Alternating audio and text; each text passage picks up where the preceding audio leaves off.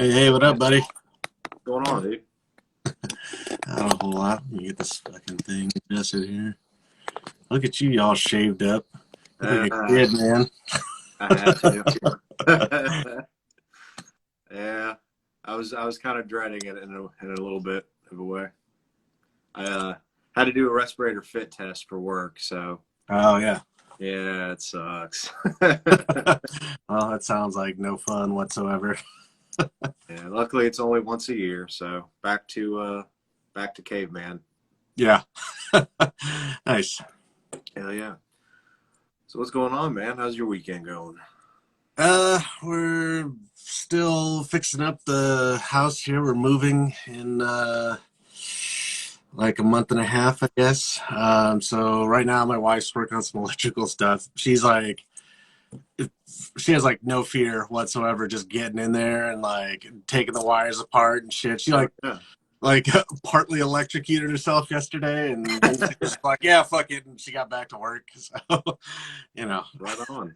That's brutal. yeah, it was kind of scary because she was like, I electrocuted myself, and I'm all like, you all right? She's like, yeah, and then she just turned around and started working again. I was like, all right. That's awesome. You still staying in the same area roundabout? In the same city, but we're moving. Yeah, that's what I meant.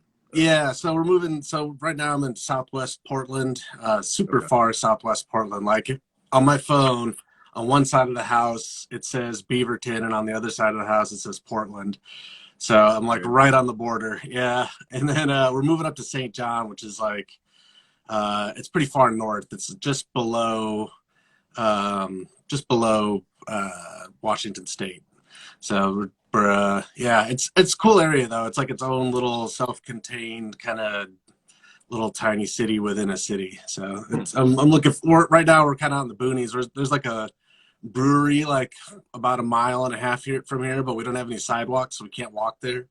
So Oh, we never end up going. But up in St. John's, we'll be close to like a German pub and like a oh, what's up, fucking Cosmo? I see you there.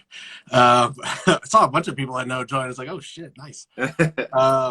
So that's cool. Yeah, so yeah, we're moving up there, and yeah, it's like right by the Occidental Brewery, so it'll be like walking distance to an actual brewery, a German pub, like all this nice shit. nice. Yeah, stoked. Just weekly libations. Yeah, I mean, It's weird, man. Like for the last 2 years, I've been. I wouldn't say stone cold sober, but definitely not nearly as much as drinking as before when the before four times or whatever. Like, it was weird because like we like didn't go out for like almost a solid year or something, and then we went over to like after I think we got our first shots or something, and our other friends had their first shots or something like that. Hmm. We decided to go over to some friend's house, and it was a real small get together, and I had like I don't know what I drank honestly, but it wasn't much. Like it was not much at all. And like I'm like throwing up in the car ride home. I was like, God damn, I'm a fucking lightweight now, from not drinking for like a solid 2 years. So yeah, I'm looking forward to, getting back to being fat and drunk. And adult life tends to get in the way of drinking sometimes. Yeah, it's a bummer. I, I, dude, I think I can count on one hand the amount of times I even touch liquor, in a year, you know. Yeah. Uh, It's been rare. I mean, like every now and again I'll watch something on, TV or whatever and be like, you know what? A drink kind of sounds good right now. But right? I don't know, it's been fucking rare, man. So, I yeah. would always, I do the same thing, and I'll tell myself like, I don't know if you like the band Pennywise or not, but I might be too old for I remember that I could probably draw their logo, the P with the W in it, but yeah, yeah, yeah. it was like really popular when I was in high school, like pop punk. I assume that's what they are. Yeah. So yeah, I mean, I was already into death metal then, so I was like, I don't like this fucking shit. So Right. I I got into like, I was all metal, you know, during my early teenage years and getting into guitar. And then, you know, on my way, more than halfway through high school, I started hanging out with nothing but like punk and hardcore kids. Hmm. So I kind of got roped I feel into that. yeah. But all that to say this, their guitar player Fletcher is like kind of renowned for his drinking and ability to just put him back. Okay. And he'll just, like, I was watching interview clips with him where he's just talking about just crazy drunken antics Hmm. and talking about How like, do you remember this shit when you're all fucking shit faced, you know? Like, right. And but yeah, I mean, you know, every now and again, like there's a, I don't even know if I want to mention it because I don't want anybody to look it up, but there's an interview with me from after a show in Canada once where I'm so fucking hammered, and like I saw it like I don't know a couple of years ago, and I was like, man, I gotta fucking quit drinking. This is fucking terrible. I mean, I didn't, but you know, it's like I just saw that interview and I was like, oh god, like god damn, dude. Like I was like just cringing the whole fucking time. I gotta find it now. I'm gonna share it in the store. We all, I think we all have at least a handful of stories where we're like, after it happened, we were like, all right, that's it. I'm done. Yeah, I yeah. shouldn't do this. Never drinking again. No. It's like you alienated at least 15 to 20 people and like lost a phone or something like that. Yeah, Yeah. right. It's yeah. I mean, I've definitely, you know, it's been more than a decade at least, but like I've definitely woken up in an alley next to a bar, like, you know, just like it's like sitting up, just like what the fuck? Oh yeah. Oh, like you know, I gotta knock this shit off. Then I'll quit drinking for like a day. You know. Uh, Woken up in my car with it running. Like I was still parked in the Like same. trying to kill yourself. Like fuck, man. No, I was outside. I parked outside of a friend's house for a party, and I guess I just wanted to sleep out in my car or something. And Yeah, I didn't go anywhere. I didn't try to drive or nothing, but I sure. was just sitting out there, and I woke up. I'm like, oh, Yeah. where's my wallet? Where's my phone? Yeah, those are the yeah. You always got to do the the cross check. You know, both pockets and the back pocket, and phone, wallet, keys. If you got any two of those, you're probably all right. I had my keys. Turns Yeah. out I did Oh, not have but my. not the phone or the wallet. I Yeah. I had lost or had stolen. I don't know. A Yeah. brand new phone at the time, and my wallet. I think. So. Yikes. Yeah. All right. Some people are probably getting bored. I don't know. But shit, dude, let's talk gear. Sure. Let me see. I think the last time we were talking to you, you had broken back out what was going to be, what was supposed to be your live board, right? Basically, Yeah. The blue guitar amp one Iridium. Yeah. Yeah. Okay. What have you been jamming through lately? So right now in the studio, I have my Archon, which is always right next to me, and I pulled in the Bogner just to kind of. I was I was reamping some stuff with the Archon, and I noticed like and it sucks when this happened. Like you'll notice a frequency after a while, and then like it's something that you don't like, and that it's hard to dial out in some amps. Like I had a VHT a long time ago that had this weird, like super hard high mid that I just like could not get rid of. It fucking drove me nuts. So the I started noticing something in the Archon in like the 500 hertz range that I was kind of like, maybe I'll just see what else I got over here and see how it goes. And the Bogner has been sitting up here. Man, that fucking thing is awesome. I bought this amp with like no intention whatsoever of keeping it. Like, cause I'd heard other people's Bogners and I was like, these are super fizzy and I kind of don't really like it. And so I got it. So it was on Reverb. This dude was selling it. He was like, he had just, I was following the auction already, and he had just updated it saying, oh, it doesn't work. And so I sent him a super low ball offer, just like, I mean, like less than, half what it would be used, much less what it would be new. And he accepted the offer. He was like, I don't know what's wrong with this thing. So he sends it or whatever. And then it's all that was wrong with it. It just had a dead tube in it. So, I got a retube that cost me $200, whatever. I got this, it's like for almost under $1,000, just over $1,000 rather. And, I was like that. And then I was playing with the band here for just a minute, and I took it to a rehearsal, and I was like, man, this thing's fucking great. Like, I guess whoever I had heard it with before, it was like, had put it, I don't know, put something in front of it to make it sound, because it's just like a hot Marshall sound, basically. So I don't know, it's a fucking great amp. I love this Bogner. I saw Keith Merrow just joined. He was trying to buy it off me the other day. He's just all like, what did I give you for that fucking Bogner? And I was like, no, you can't give me shit. Oh yeah, did you see what he put in there? Nah, what he he says, said. how about you give me that Bogner finally and fuck off, Muerte? There we go. See, look at this motherfucker. I mean, we've traded a lot of gear, so that's that wouldn't be too untoward an offer, really. But yeah, I don't know. I think I'm keeping the Bogner, man. I think that's a sick amp, and the only problem with it is that I've heard that they're kind of unreliable, so I'm not sure if I take it with me somewhere. Like I don't know, maybe the Archon, but also the Archon was actually technically destroyed in shipping on the way here. So a friend of mine, this guy Wooly, he repaired it for me. So I'm a little sketched out on that. So I don't know if I even I think that's kind of why I got the blue guitar. I was just like, man, that thing wasn't even really cheap, but it wouldn't destroy me financially forever if, it got, rained on or something like that or whatever.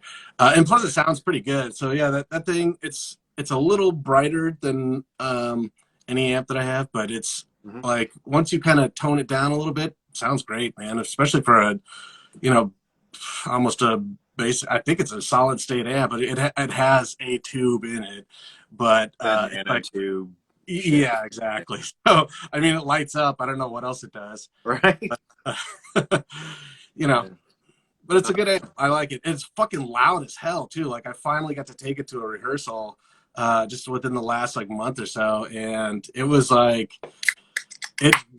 didn't get it up past, 5 or something, which is, I mean, normally I wouldn't turn a 100-watt amp up past, 2 or something at most rehearsals. But still at 5, it was hanging with the rest of the shit in the room. So, Oh yeah. I saw, who the hell was it? Atheist. One of their guitar players had the first version, the original blue guitar amp one. Yeah. Yeah. I wasn't crazy about that. But all the clips I've heard of the Iridium, which I know the first one wasn't even really catered towards metal at all. Right. I think it was kind of I mean, I don't know this, but I think the first one's probably more martially, and then this one is probably more vintagey sounding. And yeah, I mean, this one also has a vintage mode, which is decent sounding. It's pretty good. It's, again, the whole amp is just a tiny bit bright, but also I sort of feel like everything's a little bright for me. So I don't know. I think more modern amps are just brighter than I'm used to, maybe. Although I mean, I guess technically speaking, nothing's brighter than a Marshall, but yeah. But I mean, it sounds good, and it's totally I've been boosting it with Pepper's Pedals, Dirty Tree. And I actually bought 2 of them from that guy because I liked it so much. I was like, I want one here I keep looking over at my shit, not that you guys can see it, but right now I've got my pedal board and the amps are over here and stuff. So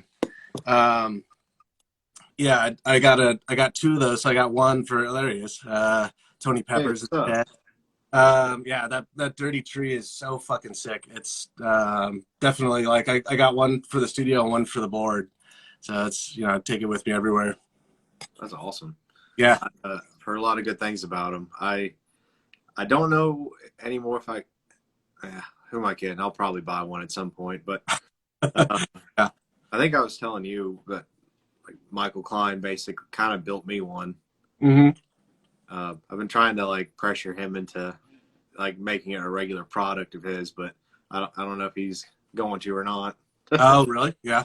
Yeah. I mean, the Klein stuff is also like, he has fuck, I can't remember. Oh, the Chrysogram. Yeah. So I've got that one too. That's like, that one, I've been using for a while. So I kind of tend to run one, like, so when I reamp stuff, I'll run one through like the dirty trees, and then, the Chrysogram will be on the other side. Okay. If I do quad tracking, I've got this Walrus Ages I just got.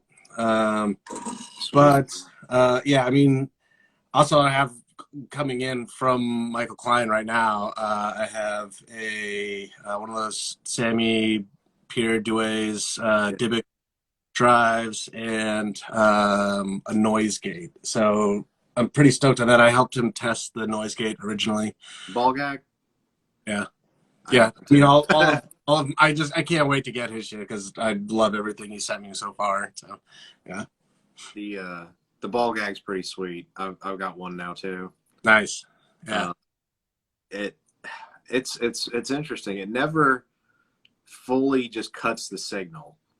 If you like, I tried just to dime it and on the tighter setting or whatever, just because I wanted to hear what the choke out sounded like, and it's weird. It drops the volume, but it doesn't cut it out. Huh. That's interesting. Yeah. Of course, that also might be the Mesa or something. I remember being kind of like pretty flexible when I was fucking around with it, but I was fucking around with his like beta version of it. So he says that he's 3 versions deep now. So I'm curious to how it's changed. I was using a Fort and Zool, but and they just actually fixed this with the new Zools, but the problem with the Zool is that you need a split to put a clean signal into the key input. So with Michael's or Mike Klein stuff, it's got the through in and out, so you don't need to. It uses that in as a key input also. So, it should be super accurate, I imagine. So I mean, I have like full faith. He's all like, I was like, I want to get 2 of them right now, one for the board, one for the studio. And he was like, well, just try it first. And he's like, he's such a nice guy. Like, he thinks I'm not gonna like it. And it's like, in my mind, it's already done fucking deal. This thing's like, I'm just waiting for him to send it, and then I'm just gonna buy another one. So, I've tried it just through the front of an amp, just simple like 2 cable, whatever. Sure. Killer. And then right now I've got it hooked up on my bigger pedal board through the Mesa, like doing the 4 cable thing, and it's awesome. It's ridiculous. Can't wait to get it. It was funny that Jerry Anastasio was giving me shit for not getting the endless blockade. Oh yeah, he said he was going to send me one, I don't know, like a year or 2 ago, and I don't know if he just forgot or what, but I actually haven't checked out the endless blockade at all. A lot of people say it's sick too. Like there's several really awesome ones. There's who makes the phalanx, the flanks, or oh yeah, the phalanx. Yeah, I've seen that one before too. For me, that one? it's a company I don't think I've heard of. I guess I can look it up real quick.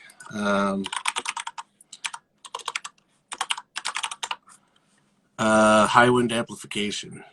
Oh, okay. Yeah. Hell yeah. Okay. Anyway, so let me see. You got the Chrysogram and you got the Dybbuk on the way, and then you've got the ball gag On the way. Yeah. Hell yeah. Yeah, and then and also I have I've been using this. It's a I think it's a Murdoch, GCI Murdoch. It's a 1 knob HM2 EQ. Okay. Yeah, a friend of mine, I think he's in the chat, Matt, if you're in here. I've been using that thing too. So if I do like a 4 so if I do like two, like two main guitar tones and then like kind of lower subtones, Mm-hmm. I'll run it through that Murdoch just to get like a little bit of that. It's not like a full HM2 grind, like where it's got all that high information. It's kind of just like gives you a big fat signal. Oh, there he is, Professor Steele. Um, so yeah, it's got that like it's got that 400 hertz notch that gives you that like kind of that HM2E bite, but it also just fat. So it sounds fucking awesome. So that thing too, like yeah. I mean, I also tend to experiment. Nothing stays on here that long, so I Right. start fucking around and I'm like, this sounds great. All right, fuck this thing. And then I got a over here in the corner. I got like a stack of pedals that are in that it's like it's like a shoe stand over there. So yeah, I mean, there's a ton of stuff over there. A lot of Joe stuff is in there. It's stuff kind of comes and goes pretty often. Like I said, I got that Walrus Ages just recently, and like, oh, this thing's pretty cool. But we'll see how long it lasts. Another day or two. So So it's almost like when you get bored in a video game or something, yeah, like, well, I've done everything here, so what else can I?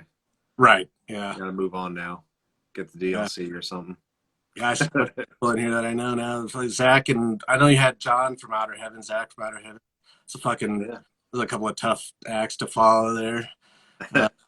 Yeah. I mean, yeah, I've definitely been accused by my bandmates and stuff of kind of being a little mercurial on tones and stuff like that. I've definitely, I just, I don't know, I get bored pretty easily, so I just, mix it up. Yeah, I get it totally. Um, I it's been quelled a little bit by me getting the HX stomp, just messing with different stuff in there, Yeah, and shit sounds different from day to day. So just try a different amp model or just EQ it different. yeah, But yeah. I've been looking into.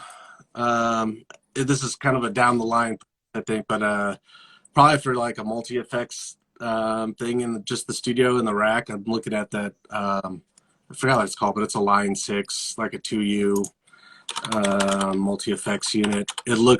It's got good reviews. I fucking forgot what it's probably. I mean, it's basically just a new pod, but it's just got everything on it. And I was like, oh, this would be cool, just to, you know, not like I've been putting pedals and stuff into the chain, which is fine, I think, but it would be nice to just have like a super high quality like delay or reverb or whatever that I don't really have to fuck with too much. what'd you say it was called? It's a Line 6. I don't know what it is. It's a rack unit though. Is it the Helix? Oh yeah, it is the Helix. Yeah. Oh, okay.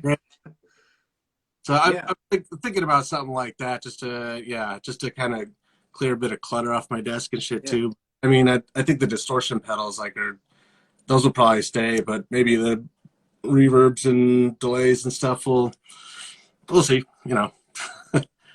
Um, I've owned several like pieces of the hardware that all use the same Helix software now.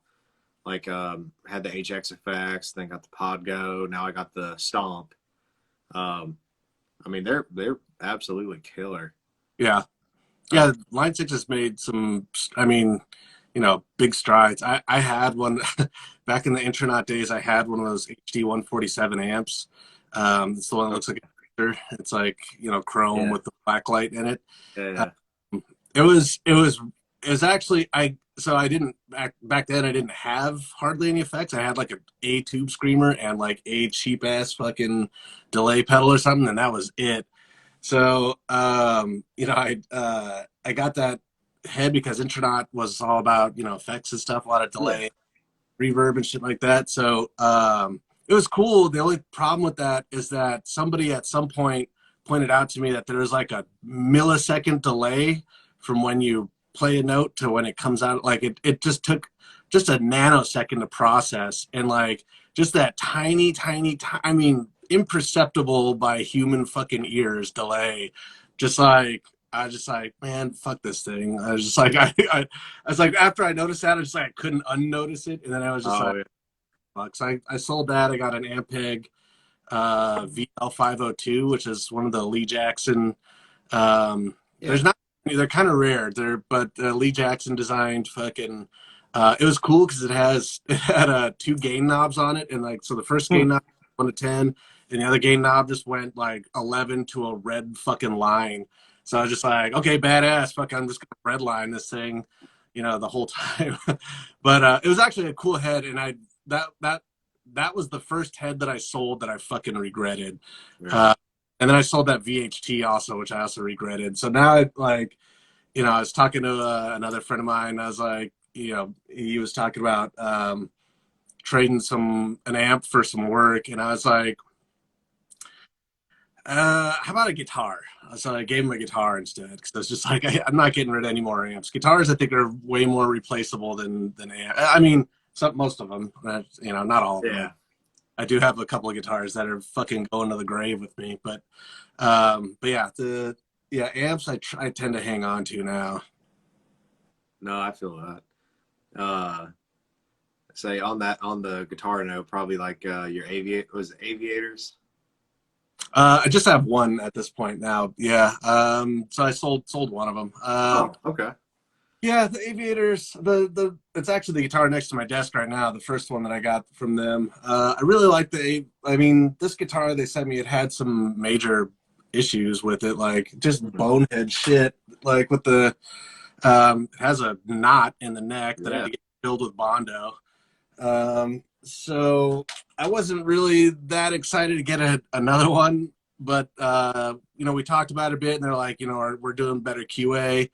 And so I got another one, and I actually did really like that one, and it was in really good condition. But I was just at the time that I got it, I was trying to buy stuff for the studio, and I was like, I probably should have kept that one and sold this one, but I didn't think anybody would buy this one with the Bondo and the neck and stuff. So I sold the black one and kept this one.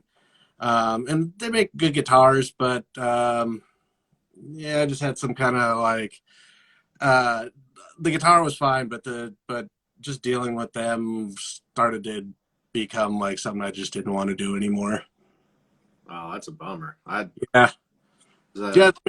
I mean, they're doing good stuff, but yeah, I was just like I sent them a design, and then they sent that design to somebody else. So I was like, okay, like, yeah, it's the whole thing. But I was just like, okay, I'm not dealing with these guys anymore. But yeah, I don't want to talk shit about Aviator. They make a decent fucking guitar. So huh. Okay.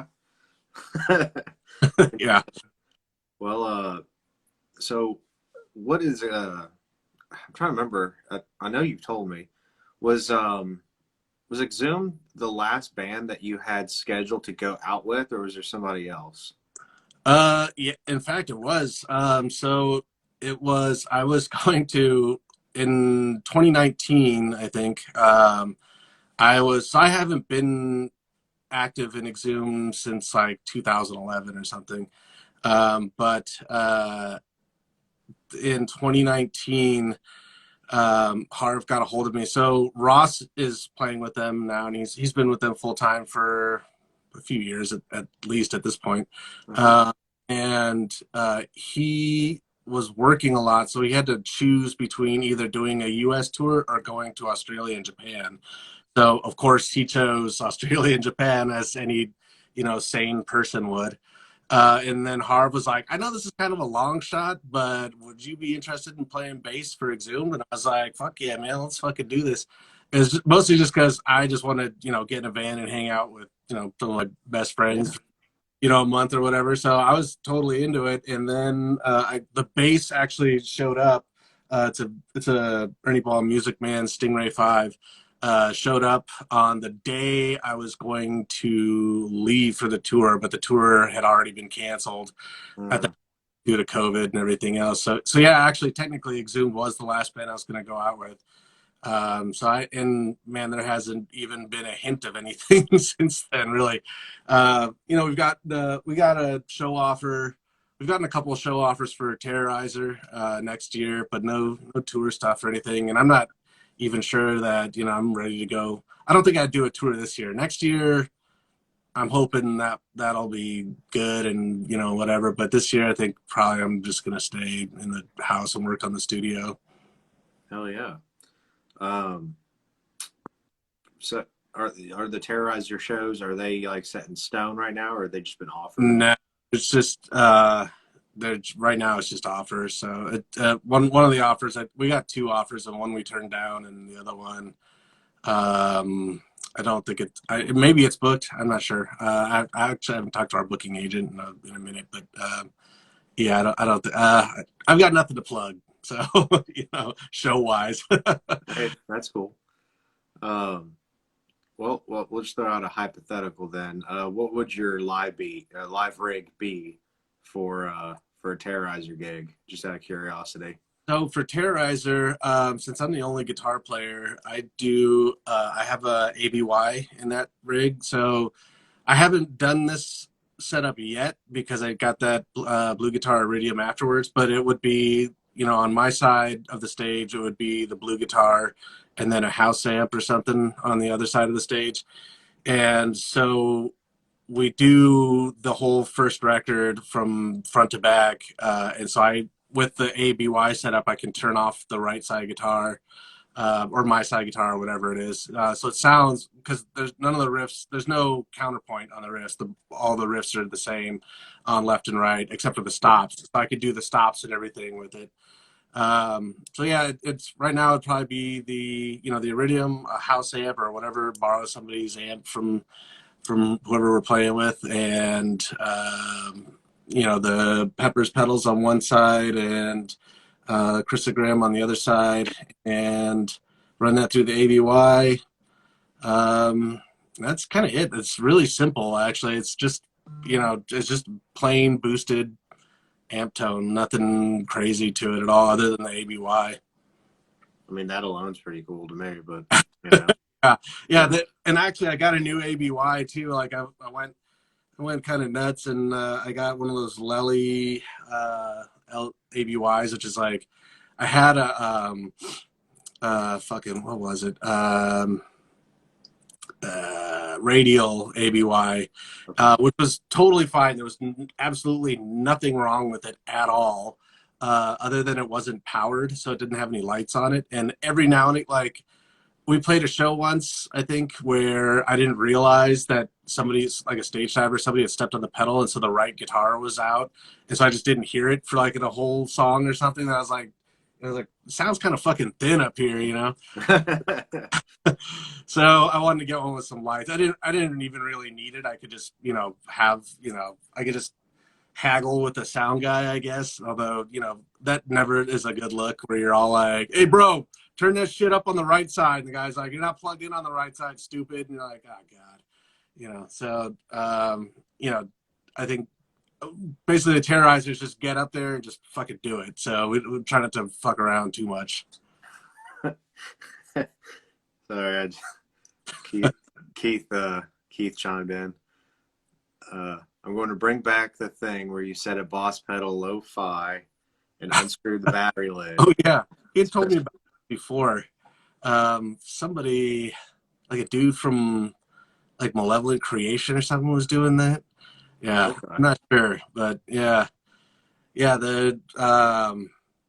I haven't even gotten to try the new ABY setup. I see Alex Thorfinn talking about the gig rig ABY. The low one's good. I haven't even, man, it's been 2 years, so I haven't even, I haven't had a chance to do shit. So yeah. Sucks. Yeah.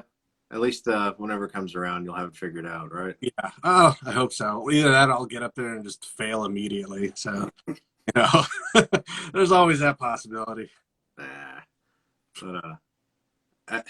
it's funny, as a guitarist, the stereo rig and all that is kind of like, at least what a lot of us would love to have, ideally. Yeah. But majority of us are like, no way in hell. They're like, it's the ultimate ego rig, dude. Like, I'm not gonna like when I get up there and I'm all like, I'm like, rips, dude. It's like, oh, you need I don't know. It makes me think of like Matt Pike or something where he just like plays with it and has fun with it. Yeah. And he'll have like stereo modulations and reverbs and stuff bouncing around. And Yeah, that's badass, dude. I yeah, love it. I would love to fuck around more with that, but I mean, the only band I do that in is the ABY thing is Terrorizer, and that is just like the most straightforward right. distortion on, songs done. Like, fuck, that's it. Like, you know, the only time the distortion's not on is when we're not playing. So, Speaking on that note, somebody in the chat asked, "What's our favorite distortion/fuzz pedals?" I mean, if you count the HM2 as a fuzz, I don't Some know. people do. Yeah, that I guess that one's in there. I'm actually like not like a crazy. I know I've definitely been a big HM2 guy in the past, but I actually really like this Murdoch for what the HM2 like instead of an HM2. So it's like you get the you know the EQ and stuff, but you don't get all the hiss and noise and stuff like that. Right. I have a couple left-hand rats and stuff like that. Those are great pedals, and you got the clean blend now, which is like pretty much perfect to cut down on that stuff. Distortions, I don't know, man. I'm hoping that I'm gonna love that Dybbuk that's coming in. So I mean, Michael made it, so I can't see how I'm gonna hate it. I'm trying to look back at all my other shit over here. I got a modded SD1, Boss SD1. Mm-hmm. That's pretty cool. It's got the something alum mod. I forget. Mikey from the band Volnir hooked me up with that. Oh, sweet. Let's see what. Man, I got a bunch of shit over there. I got the plumes. I got the prism pedal. There's, I mean, I don't know. There's a lot of favorites that just come like they come and go, man. They're just like just uh, nothing stays on the board forever. So I'm definitely not a like, and it's also because one of the big things about that too is that like if I could play better, I would be more into that. Like since I play like shit, I'm just all like fuck, man. This sounds stupid. I'm gonna fucking change this pedal. So Yeah, we gotta compensate somehow. Yeah, right. like I don't know. Like we'll just gain stack until it fixes itself. Right. Yeah. I've definitely been known to buy my way out of some situations there. But I don't know. I've tried to narrow it down for the most part to something that I don't know serves some kind of purpose, I guess. You know Sure. what I mean? Like all I had for a while was just the Mesa. It's like, well, when the tubes go out, I'm kind of, shit out of luck. So I need something that's a non-tube backup or, whatever. Oh, sure. Yeah. That's when I got the most valve power amp, Okay. that thing's killer. But talking about like the Death Knob with the Murdoch, just using like the HM2 EQ. Have you tried like the 8-ball EQ Lone Wolf? No. No, I haven't checked that one out yet. It's I haven't I guess talked it's that much. I haven't talked to Joe that much lately, actually. So yeah. I'm not totally up on what he's got going right now. I think this one is one that I traded him I traded him a bunch of Game Boy Advance games and Sounds right. a Game Boy player, like for the GameCube, like the little attachment. But it's basically the Left-Hand Wrath Deluxe EQ section. Okay. And you just run in the loop of your amp and basically just make it a giant, 100-watt HM2. Yeah, that's cool. That's an interesting idea. Yeah, I haven't tried it that way. I haven't tried it through the. Well, I guess the Murdoch is not really a preamp, but yeah, that's interesting. I would check that out for sure. And it's not as gnarly as you would maybe think. Like it's got a lot more clarity and note definition. Okay.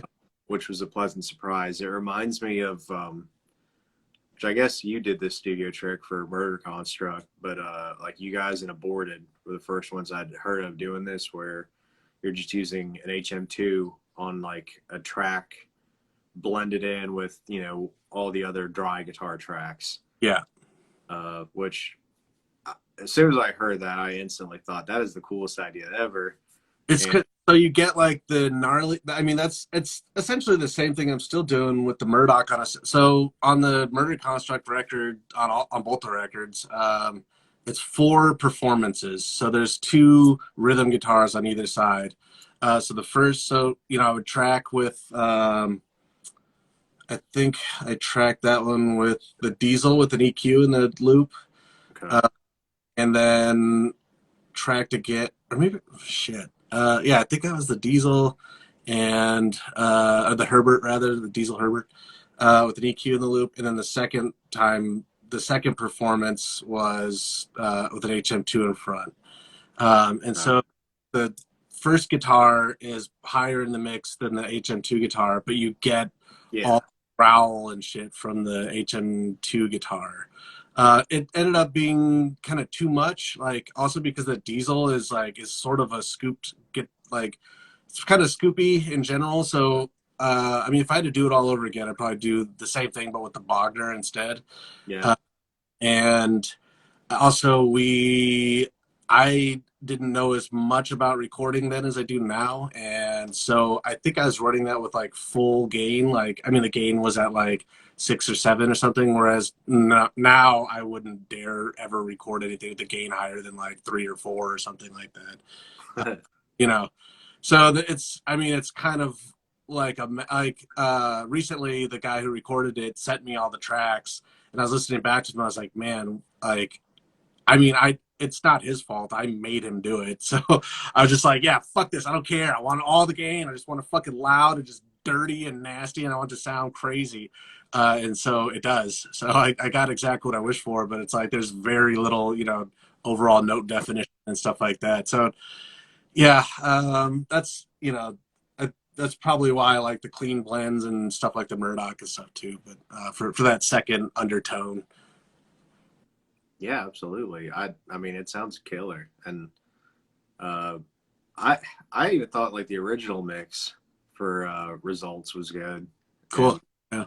And then, you know, like your remix and everything, you just, you know, made it even perfect. But and that's like I opened that session up again yesterday because I had some new monitors, and I was like, man, I'm gonna do a Results Redux. I just can't leave it alone, you know. So I thought at the time when I did the remix it was pretty good, but I could see where I could do way better now. But you know, what are you gonna do? That's, you got it. Like you know, Taylor from the Pit Studio, he's like at some point you just gotta like just be done with it and just put it out, and just like, you know, you lose a lot of the magic if you just stay there and you just keep fucking around with it or whatever. And it's like, yeah, I get that. I've always heard that. I have a single 3-song EP thing under my belt that I've actually mixed. Yeah. And I got fatigued as hell by the end of it. To the point where I was just like, I have to let it go. I have to. Yeah, you just got to be done with it at some point. It's I mean, I have a record that I've been working on in December it'll be 4 years, which is absurd. But it was also kind of how I taught myself to mix and stuff too. So it's like it took a long time, and I had a lot of help with it too from other people, some of whom are in this chat right now. And, but it's in a place where I like it now. But I stopped I stopped recording stuff and like adding to it and trying to fix things. So there's some, it's minimal sloppiness, but it's in there, like some, pick scrapes and shit like that anybody else would edit out. But I'm just like, yeah, you know what? Some of my timing is not perfect and whatever. So I'm just like, I'm just gonna leave it the way it is. I didn't retrack any of it. I've reamped it at least 1,000 times, but I didn't retrack it at all. So we'll see. Like it makes it sound human. Yeah, exactly. You know, like I was.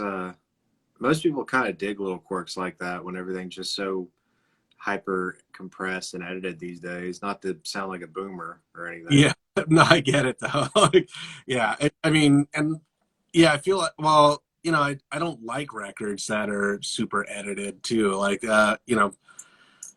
in general, I'm not gonna like name bands or something, but I mean, this the super techie stuff that's just like every note is pitch perfect. Yeah. It's that has lost all.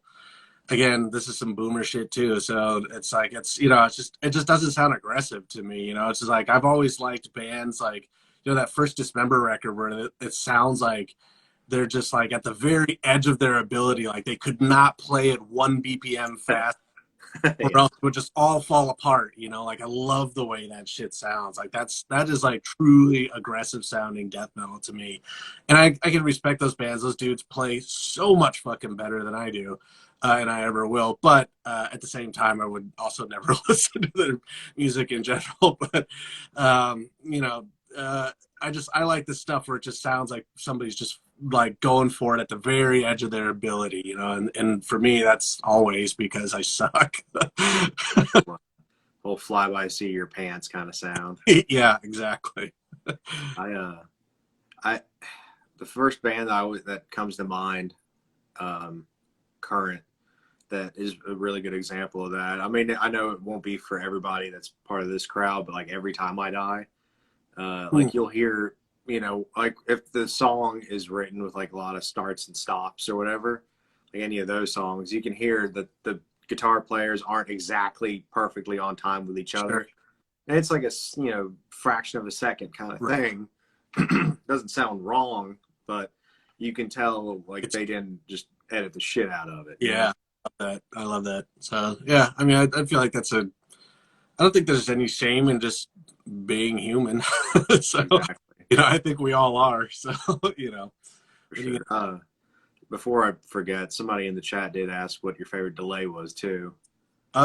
so this actually isn't my favorite delay, but it's the one I've been using in the studio most. It's this Avalanche Run from Earthquaker. It's a decent delay. It's really workmanlike. It's not like a very special sounding delay. It's like totally just like it just does delay and reverb, but it does both of them really well. So that's the one I've been using. My favorite delay is probably shit. It's not the Dark World. I gotta look. The Total Recall, Chase Bliss. Mm. I tried that one.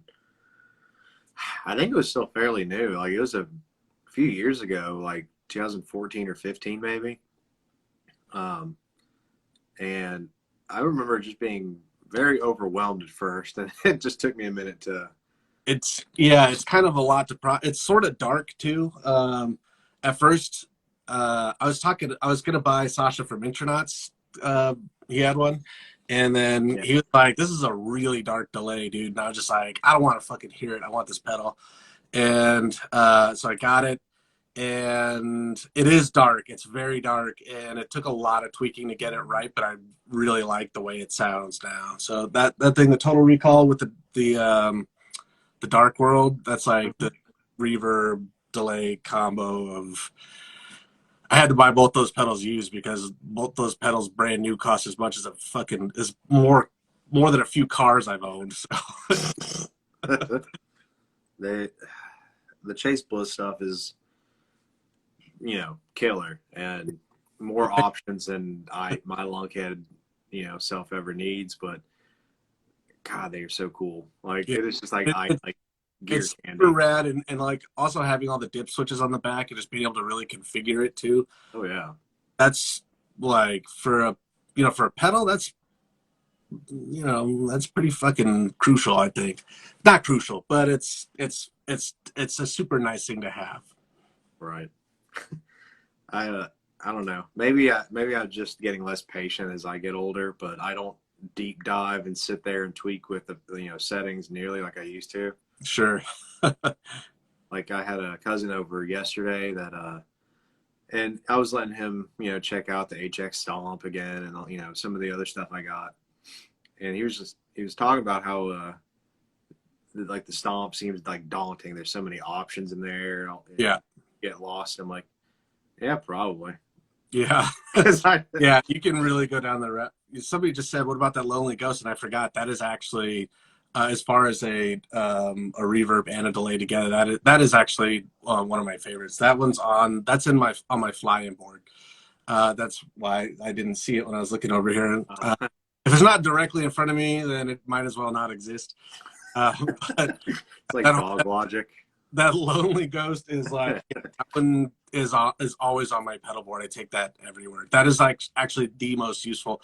If you have to play a lead, like that is all you need. It's got a boost, reverb, and delay all in one. It's like the perfect. So, yeah. I actually still need to get one of those. I need to kind of complete the Michael Klein set. Yeah, I feel that, man. As long as that guy keeps I mean, the last thing I need is another distortion pedal, but I just like his stuff so much. I was like, I'll get that Divic. I'll check that thing out. I sound badass. So yeah.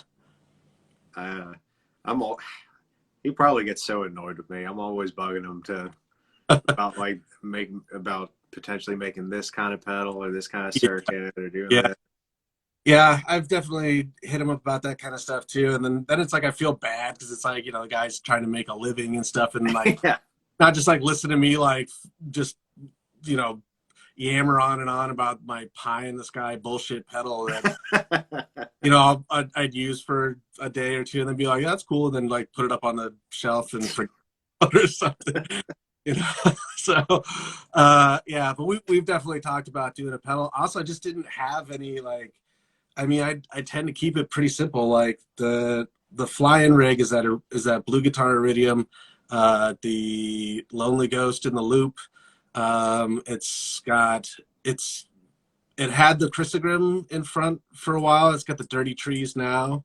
And then I have one spot that I can pop on and off, and that's either the ABY or I don't know. Maybe I'll put a Altoids box and some picks or something on it. I don't know what else goes in there. I tend to keep it pretty simple. I've never really used like modulation, like not no modulation, I guess, but like stuff like ring modulator or anything like that. Like I'm really under with that kind of stuff. I mean, beyond delays and reverbs and shit. I mean, I do actually have a bit of a penchant for noisemakers. Like I've got like 3 or 4 pedals that are just like signal manglers, like this Red Panda Tensor, which is fucking like that is one of my favorite pedals of all time.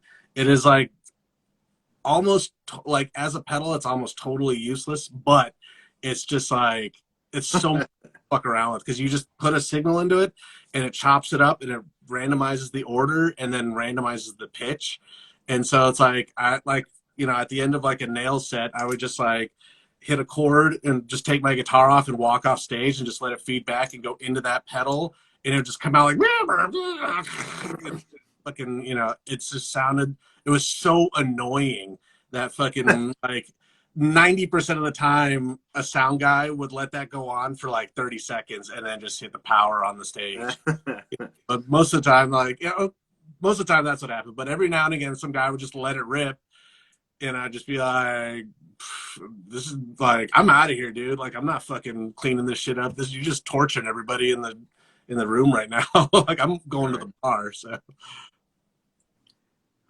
just making broken robot sounds. Yeah, kinda. I've got like 3 or 4 pedals that do that. That's those are fun. Yeah, but most of the stuff over here it's just I've got like I got like one really nice EQ, an Empress EQ. I got like 3 different types of left-hand rats over there. A phaser, like a bunch of delays, and and most of it's just overdrives and distortions and stuff. Hell yeah.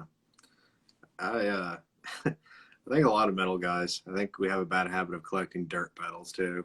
Yeah, that's definitely. I mean, I have, and then it's kind of gotten like amps with those where I'm like, I'll have a pedal that'll just sit there for like a year without any use, and then then I'll be like, I should sell this or something, and like buy another dirt pedal with it. So it's like they just kind of recycle themselves. I have this like um, Acapulco Gold that's just been sitting here for like 3 years. I plugged it in once and like hated it, and then like I lent it to a friend, and then it's just been like gathering dust. It's fucking like just I don't know what I'm gonna do with it. So I should just sell it. But like then I'm like, but what if I need that fat horrible sound at some point? It's like I could just sell it and buy a fucking pedal that I like.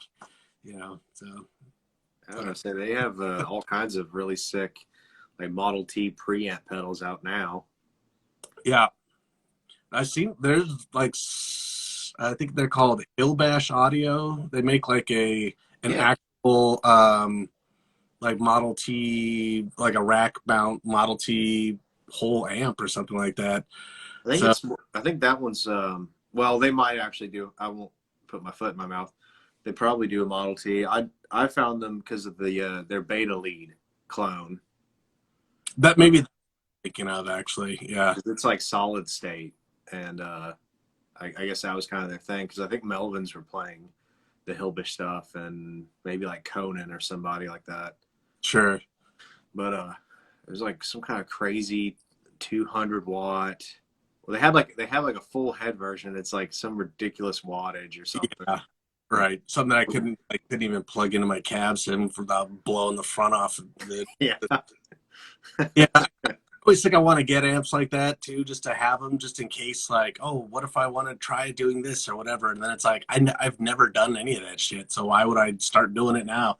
But Right. if I had it, I would fuck around with it for at least 3 solid days before I sold it. So, you know, Somebody brought up the Miku pedal. that is a pedal I would love to fuck around with. I think that one of my guitar mentors, Sybil, has that pedal, but I have not checked it out. I, I there's no reality where I could justify that purchase. Yeah, I feel that too. But yeah, I mean, I do buy a fair amount of pedals that are not exactly useful for anything. So, Could you imagine like trying to buy it and then try to flip it and like actually expecting to get any of your money back from it? I mean, a lot of times I've been able to actually sell pedals for more than I bought them for. But it's because I'll have a, Sign them? what's that? You signed them? Well, they'd be worth less, period. Like, I couldn't give them away. I'd have to pay for postage. But fucking, I always have like searches for pedals on Reverb, and so when they come up under a certain dollar amount, then I just buy it, and then I check it out, and then if I don't like it, I sell it. So a lot of times I can usually get. I'm trying to sell a Fortin hex drive right now, and I've gotten so many. That one was crazy because I bought it for fairly cheap, but I'm getting lowballed so hard on it. I thought everybody wanted those fucking things, so I guess not. But it's a decent pedal, but just it's one of those things where I heard a frequency that I can't unhear now, and it drives me nuts. So I am kind of genuinely curious about the Fortin amps and stuff, but I played at Cali at NAM not too long ago. Well, I mean, actually, at this point, it was like 2 or 3 years ago or whatever. Yeah. I was like, oh, it wasn't that long ago. It was just last week. And it's like, fuck, that was 2 years ago. Right. But yeah, I played at Cali at NAM. I thought that amp was super awesome. Like it was Army knife, sounded great. Uh, I don't know. It's ridiculously overpriced though. So like even a used one that's been marked down like 3 times is still over $3,000. I just can't justify something that I'm gonna drop a peanut butter sandwich on at some point. So you know, Somebody mentioned the Evil Pumpkin. That one does look pretty cool. Like just some but of the features on it. what's that guy's name? Like Frank Hauser or something like that. Anyway, Jason Frankhauser. There we go. Yeah, that's like his signature amp or something like that. Yeah, Yeah. I haven't seen it. The Cali's the only one I've seen in person. The Cali and the Sigil, but I only played the Cali. But yeah, Oh yeah. Um, I don't know. Like you said, I'd have a hard time justifying it. There's a lot of stuff that I don't know. I just see me being way too rough with to want to spend that much money on. It's like, it's why I haven't invested in like the Helix floorboard or like that quad Cortex or sure. any of that stuff because I'm like, what? Well, kind of like your story with the stage diver stepping on like the ABY switch. You Right. know, like $1,500 is an awful lot of money. Yeah. Like a stage diver or stomp on it or a singer stomp on it. Right. My Yeah, spill beer. I mean, what somebody really needs to invent is like, I don't know, like a little, like those record cover things that goes over your pedal board so nobody can step on your shit or something. Right. But yeah, there's that. The quad cortex, I thought that would be, it's kind of like, I don't trust where I always end up playing. Like, I don't always end up playing at like some big fucking stage where they're gonna have a rad monitor and PA setup. So I don't think a quad cortex would be right for me, just because it's Yeah. possible I'm gonna play like a squat or something. Like with Terrorizer, we played a squat in Germany in front of like 100 people, and there's like 300 people they wouldn't even let in. Uh, and it was just like a concrete box, and it was the hottest show I've ever played in my life in Germany somehow. But anyway, so like something like that, like I just don't know if I trust the quad cortex to survive that kind of. I mean, I barely survived that shit, and also just like the PA was there. I don't even know if I had side fills or not. So it's like if I can't hear myself, that's pretty much all I ask for. It's like Right. I got to be able to hear myself. Like I'm not gonna put on headphones or something like headbanging with my Yeah. cans on or something like that. But um, yeah, it's yeah.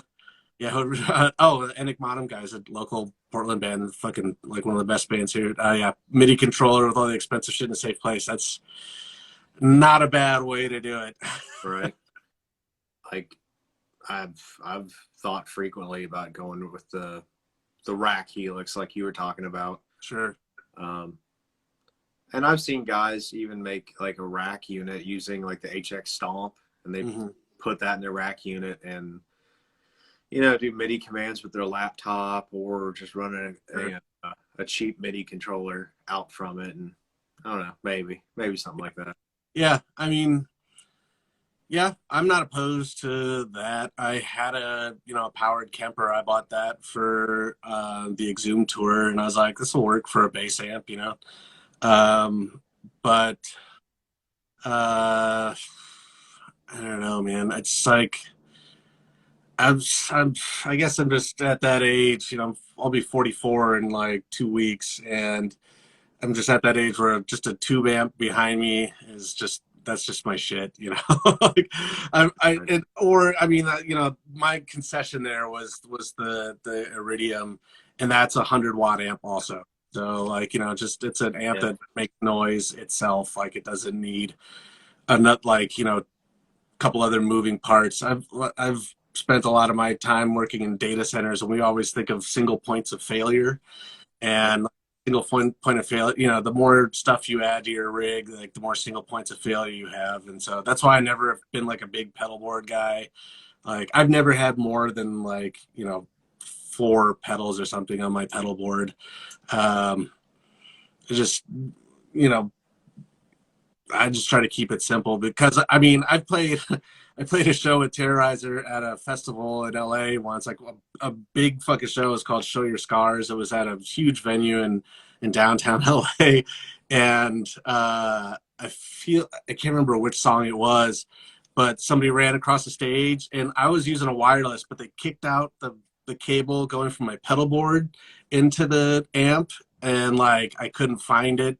And so it's like I'm up there, the band's still playing, and I'm like fucking around, like looking around for a cable on the stage. Like that kind of shit is what I would like to avoid for the rest of my life. So adding more stuff that I got to think about and troubleshoot, like that just does not sound appealing to me. Um, I mean, it does in a way, actually. I would like to fuck around more of that stuff, but like, I just, as far as like a road worthy, rig goes, I try to keep it super, super simple. Oh, for sure. I think that's a big part of why like the modelers and profiles and profilers and all that have taken off like they have, because Sure. obviously One unit, I, huh? just one unit, right? Like, it's For like sure. Yeah. either it works or it doesn't. Yeah. Yeah. Single unit, maybe two if you have to run it into a power amp or something, but Sure. all that's in the rack, and then maybe a controller for it, and Yeah. no tubes to go out, no nothing. Yeah. Yeah. No, I get that. I mean, I think the Kemper is like a good workhorse piece of gear. Uh, it's again, I can always tell when somebody's playing a Kemper. It has a certain sound to it. It's not bad. It's just it doesn't have like that kind of airy force of like a just a plain old speaker hitting a microphone or whatever. Yeah. I don't think it's a bad thing at all, and I think that in a lot of cases, probably even maybe most cases, like that thing will cut through a mix much better than I mean, it will definitely sound better in a mix on stage than in almost any other situation. But Yeah. I don't know, man. There's just something to be said about having a big fucking 100-watt stack behind you. Oh, I get that too. Why I still can't part ways with my Mesa. I Yeah, right. thought about it, and I've had tubes blow out while I was jamming with people, and got so mad. Like, this is going out tonight. Like, they'll Yeah. put it up on reverb tonight. Yeah, right. I've had the Diesel had I was playing Murder Construct was playing, and we were doing it like at the time we were between second guitar players, so I was playing by myself with the ABY, and there's a fuse in the front of it that's gone out a couple times, and it like the first time like the amp tech was like, I don't know what the fuck is wrong with this, all your fuses are good. It's got a hidden fuse inside the chassis, and you had to take the whole thing apart. Yeah, so it's just like, dude, what? So Why? yeah, I don't know. I think maybe that was on the first version of the Herbert. I have the second one now, and now they even have a third one, I guess. But yeah, hopefully they fixed that or something. I don't know, man, because that was scary too, because it's a fucking expensive amp, and I'm just like, oh fuck, and I've got like a show coming up, that weekend or whatever. And it's like, Right. luckily I was able to get it into this dude in LA. He was from that band Red Sparrows. His shop was called Revamp. He was so fucking. He was like the best amp tech of all time. But I think he moved and packed up shop. But anyway, I don't live in LA, so Oh, you know. yeah. Yeah, up here we've got Brian Sowers, who's another kind of like sort of. Oh, the sour sound Yeah. guy. Okay. Yeah, he's actually the guy who fixed the Bogner up. Nice. Okay. Yeah. Forgot about him, honestly. Yeah, I think he moved shops or something recently. Like last time I went to go see him, when I went to get the Archon repaired, he couldn't take it in because he was moving shop or something. But yeah, that's actually the last time I saw him was when I took the Bogner. So that was like 4 years ago or something like that. I couldn't help but laugh whenever you were talking about the problems, like with the weird hidden fuse with the diesel. The first thing that popped in my mind was that one South Park quote, like, "What the fuck is wrong with German people?" Yeah, Sorry. Like somebody that would that's or for a type of person that's noted for overthinking things. That was like a bit of a misstep. But yeah, I don't know. I want to say they fixed that in the second version. So I luckily I haven't had any problems with the second one. So Oh, yeah. we'll see how it goes. Well, let's talk about the record you've been working on for 4 years. That's getting embarrassing at this point, but yeah. So that's the Lightbreaker record. So that kind of started in December of I guess 2017 now. I was getting into like so I hate recording. I fucking like desperately hate it. So that's why I wanted to start my own studio so I could record by myself, basically. And I like recording other people, it turns out, but me myself, like I'm always in a I'll be like in a studio by myself, just like, can everybody fucking leave so I can just do this? That's why I started Beastman Audio, is so I could do this. So I mean, before that was even a thing, though, it was like I started doing this record when I teach myself how to mix and blah blah blah. And so I started working on this record. I was going through some shit at the time where my mom was dying, and like she had Alzheimer's, and so she would get these what they would just call a brain bleed. And so every time it happened, the doctors would call me up, and they'd be like, this is it. You got to come in here, and whatever you got to say to your mom, you got to come do and figure this out. And so it happened 6 times. And so my mom beat the odds 6 times, which is insane. And so, I had to take my mind off of it, and I wasn't playing with anybody at the time. So I just was like, okay, every day I'm just going to write a riff. It doesn't have to be a hard riff. It doesn't have to be like the best riff ever or whatever. It just has to propel this thing that I'm writing, which I didn't know what it was yet. It just has to propel this thing along. So, to take my mind off the shit that was going on with my mom, I just kept writing and writing and writing it, and just like kind of refining it, and then writing it. And then finally it took about like, I don't know, like 3 or 4 months maybe or something to write it. Then like, a few weeks to track it.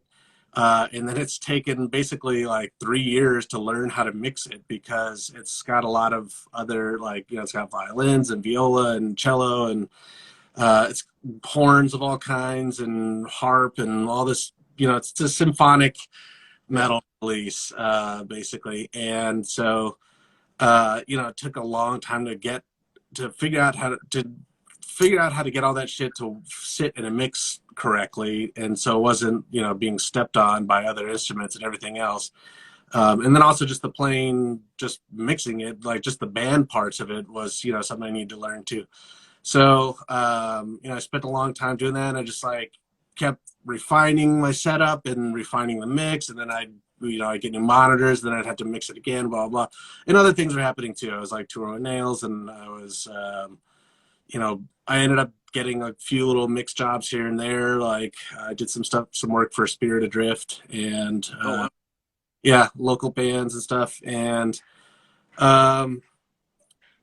and then I would put it down for like 6 months at a time, and like I would just like leave it alone. And then now it's like basically done, and I'm just waiting for my lovely wife to finish her parts. So she is the busiest person on earth, because she's taken charge of doing all the house repairs and stuff here. She's just like, that's just her. She always wants a project, so she's always building and working on stuff. And then she also owns her own business on top of that. So whenever she's got a little downtime, we record some vocals, but we don't push it. And also her vocals are coming out amazing. But also like the studio is like, it's I have like 10 times as much shit to record with now, like all this nice analog gear, and it's like everything that I'm doing now going into the mixes sounds so much better than when I started. So I'm like, I've been like putting older stuff back through the new gear, etc. I'm trying to update it. So it's kind of been, at this point, I think I'm just like, I'm not sure what people are going to think about it either. So it's like, it's very different than, I mean, it's got death metal, it's got grindcore, it's got some really soft instrumental stuff. So it's got some stuff that I haven't really done and not really known for. So I'm a little nervous about it too, but at this point, I think I just want to get it done and get it out there, and Right. People can think what they want to think about it. I really like it, so that's that's all that really matters. Yeah, I mean, it was also like there was a band called Oxyplagats that was it was just a one-man band. It was one of the guys from At the Gates, one of the original members of At the Gates, and it's just like it's him and a drum machine, some couple of operatic singers, And it's one of the weirdest pieces of metal ever. It's like a total mid '90s space oddity, and I Huh. fucking love it so much. And so it started out being kind of like a little bit of a tribute to that, Yeah. and then but it had to be my own sort of writing. I can't emulate that guy's writing, so I was like, it's that idea, but my writing. So yeah. Interesting. Almost reminds me of I can't remember how to pronounce it, but it's Zach Ezrin from Imperial's side project Oh, with the operatic vocals over the oh, black. heard that. Really? Okay. Yeah, I'll I have mean, to, I know Zach, but I'm not sure. I haven't heard any of his other stuff other than Imperial Triumphant. um, I believe the name of it's like a German thing. He collaborated with this female like opera singer, but it's still very black metal. Which, Gotcha. which Oh, by the way, I was talking to Zach earlier. The Imperial guy, say hey. oh, that's But cool. I'm gonna try to get Zach on here soon too. But Nice. Yeah, we hung out for a day when they came and played in Portland a couple of years ago. Got to know all those guys. So yeah, I mean, well, I already knew Kenny before that, but yeah, the other two guys, Zach and Steve. Yeah, cool. but yeah, I've been. I'm trying to think when I saw you play live with Nails. It was with Toxic Holocaust and Gate Creeper and Uh, Homewrecker. I And think that was my second tour with them. No, maybe it was yeah, no, yeah, that was the second tour I did with them. Yeah, so that would have been 15 or 16. yeah, something like that. Where was that at? Was that at, like Jack's or something? Or not Jack's? You're in Virginia, right? Uh, Uh, I'm in West Virginia, and we drove up to Columbus, Ohio, to oh go. yeah, oh yeah, I remember that show. They gave us a bottle of like some apple schnapps, something or other, which I didn't get goofy with until after the show. But yeah, yeah, Columbus. Oh yeah, yeah, yeah. Okay, yeah, yeah, yeah. It would have been yeah like 5, 6 years ago, I guess. Yeah, probably like 2015 or something. Um, But I've tried to follow like your different projects and stuff, including Lightbreaker. You cool. know, ever since then. Uh, it was probably the matte black Ironbird that probably like this guy's cool. I gotta keep tabs. One, yeah. So I've had two. There was one that was a Mark One, and then I have the matching Mark Twos. The first one I bought from a guy on a Facebook forum. It had a chipped wing in the top right of it, and yeah, he sold it to me for at that time Ironbirds were going for way more than I mean they still are. Yeah. Not quite as much as they were for a minute, because now B-Search is producing them again, of course. But yeah, like for a minute. So anyway, I got it for less than $1,000, and I had him send it straight to Sasha at Dunwell Guitars, and Hmm. Sasha, it was red, and he scraped the paint off it. We painted it matte black, and I thought it came out so fucking awesome, and I just hated that guitar though. The truth of it is that man, that guitar and me just did not get along. It Yeah. had a had a Kaler on it, which I never had before on any of my guitars. So it was my first Kaler, and I did like I'm not gonna say Kaler's worse than a Floyd Rose. I'm just not used to it. So like with Yeah. Floyd Rose, you have tension, and it's like it can be hard to push a Floyd depending on how you set it up.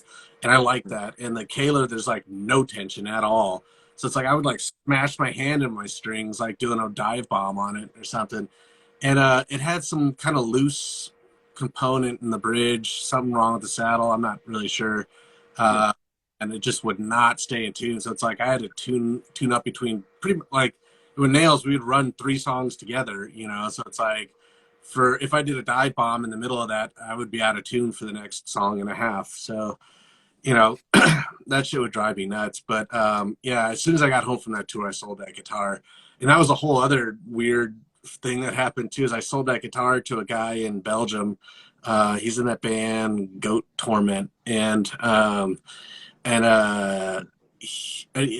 he also plays in another band that's bigger, whose name is escaping me right now. But so I sold it to this. So I did it to where you send the thing to eBay, and then eBay will package it up and send it internationally for you. And Okay. um, basically, they seized it because of CITES regulations. CITES being the wood thing for the so like certain woods, like endangered woods, like rosewood, blah blah blah. Like they will stop a shipment if it contains rosewood, and that had a rosewood fretboard. So they seized it, and they didn't tell me anything about it. So like a month later, this guy's like, "Bro, where the fuck is my guitar?" And I'm like, "I mailed it to you. Like I have no idea." So I checked in with eBay, and they're like, "We sent it to Belgium," and I was like, "Okay." And so finally, after doing some tracking it down, they're like, eBay was like, "Oh, it was seized by customs, basically for CITES, CITES is CITES, and because of the rosewood fretboard." And so eBay basically refunded him his money and let me keep it, and let me keep the money that I made from the sale. And then it popped up in an auction lot. Like, so some guy just bought, Damn. yeah. And then it popped up on eBay again. And so the guy was trying to sell it for he was trying to sell it for over 2 grand. And he was like trying to sell for more, and like he kept incrementing the price up on it, like it wouldn't sell, and then he would increment the price up for some reason. So it was on eBay again for like months and months and months, and then finally somebody bought it, and it's been kind of passed around a little bit. Last I heard, it was in Texas with one of the guy, like a friend of Joe Anastasia's. I can't remember I think his name is Matt Thompson, excuse me.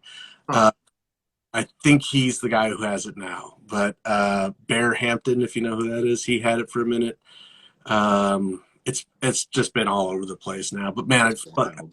yeah, I know. And it's like when I saw how much it like sold for, I was like, man, this is fucked up, because I started the bidding on that at 99 cents, and people were like telling me like, "You're an asshole for like, selling this thing for $1,600." I was like, that wasn't me. You guys bid that motherfucker up to $1,600. I literally started the auction at 99 cents. So I mean, I can't complain. It definitely went into the fund to buy the new Ironbirds. So but yeah, it was super crazy, like just dealing with eBay. They had like no idea what was going on. Nobody had any idea, and it was like, yeah, and they just popped up in a lot somewhere, and I was like, this is like fucking crazy. And then yeah, it sold again for some absurd amount of money. So it's like, oh, this guitar is not worth it. It's just like I've rarely had a guitar that I've hated more than that guitar. Jesus Christ. Well, at least it looked good, right? Yeah, it looked amazing, and it was the basis for the new Ironbird. So the two that I got here, that also is kind of a bit of a funny story too. I hate to keep dragging people here, but like I hit up BC Rich, and I was like, you guys do like an artist endorsement type deal. An artist deal is different than a regular endorsement deal. So an artist deal, just to explain, is like you don't get stuff for free. And a full endorsement, you'll get stuff for free. Artist deal, they'll charge you cost or cost plus shipping or whatever. So I asked them about it, and they had a guy working there at the time who was trying to like take over the business or something. He was just like total. He used to run the BC Rich forums on Facebook and stuff, and total nut. And he was like, he told me, he's like, yeah, well, since you're friends with this person who runs a radio show that I listen to, I'll give you $100 off. And I was like, okay, so what's the total? And it was like 4 grand, and I was like, I'm not paying 4 grand for a guitar. And but then so I was like, that's just a flat no. And but then after thinking about it, I was like, man, I would love to have like one really nice fucking guitar. I'd never take it anywhere, blah blah blah. So I started saving up. I sold that other the other Ironbird. So I had some money in the fund for it. I got some like bonus from work or whatever. I at the time I was starting to put it together, and then I was on that same forum a couple of months later, and somebody was like, "How's BC Rich customer service?" I was like, "No, they fucking suck." And I was being a dick about it. This is with the old guy, not their current crop of guys. Their current crop of guys are supposed to be super great, but anyway, and so they hit me up and they're like, "Oh, you must have talked to this other guy. We're really sorry about that. We'd like to offer you an artist endorsement with the custom shop if you want to do it." And so I was like, "Okay, well, what's it going to be?" And they're like, "Significantly less." And at that time, I had enough to get two, and I was going to get two black ones that were identical. And so a friend of mine, so they're just, you know, I'm sure, well, I probably don't need to grab them. Everybody's fucking seen them. But they're, a friend of mine was working on my guitars and he's like, "Oh, you're going to do it?" And I was like, "Yeah, I think I'm going to do it, man." And he's like, what colors are you going to get?" And I was like, "They're just going to be both black, identical." Well, in my head, what I was thinking was like, I'll just be able to swap it out on stage. Boom, boom. It's like, it'll be like, it's not going to, if I have to change tunings or if I just need one that's in tune or I break a string, whatever, it's not going to look any different. And he freaked the fuck out. He was just like, "No, dude, what? You're going to get two black ones?" He's like, "Come on, everybody's got a black Ironbird. All Ironbirds are black. Oh, no, you can't get two." And he just like let me have it. And I'm like, "Okay, like, what do you think I should get?" He's like, "I don't know, red, white, something just like," and I was like, "Okay, well, I already got a red one." I was like, "Okay, a white one might be cool." Like, all right, I'll get with that. And then, so I'd already put the order in and I hit him up and I was like, "Hey, have you painted these guitars yet?" And he's like, "Nah, not yet." He's like, "They're going to paint like in the next couple of days or something." And I was like, "Oh shit, okay." I was like, "Can I do one black and one white?" And I kind of was like, in my head, I was like, the white one was going to be the forever backup and never be the main guitar. And then, like 6 to 7, 8, God, maybe like a year later. So it took about a year and a half to get them. And they showed up and man, that white one, I just was like, that is like my favorite fucking guitar, like period. Like, it was such an afterthought too. And I was just like, man, this thing fucking rules. It's so sick looking. It's like, it's matte white. I fucking dinged it the second I took it out of the case. So it's like I had it for a whole 19 seconds before I like walked it into a chair or something. But other than that, it's it's definitely like of the two, like I feel like the white one's the main one and the black one's the backup guitar now. Well, I know after posting the photos and everything, everybody seems to freak out over the white one, especially for sure. Yeah. It's a killer guitar. I'm still a little sad that you beat me to the Rick Ross Ironbird, but I'm not bitter or nothing. That was man, that was seriously a case of I can't remember if I told you this already, but that was just a case of just being in the right place, the right time, and just happened to knowing the right guy. Like again, like I have all these searches on Reverb all the time. I still have an Ironbird searches open, even though I don't think I'll buy another Ironbird, but I just keep these searches open all the time. So that one popped up in the morning, USA Ironbird, and I was like, "Oh shit!" And then I saw what the price of it was, and I was like, "It's broken in two places. The headstock is broken off, and the bottom horn." I can grab it real quick.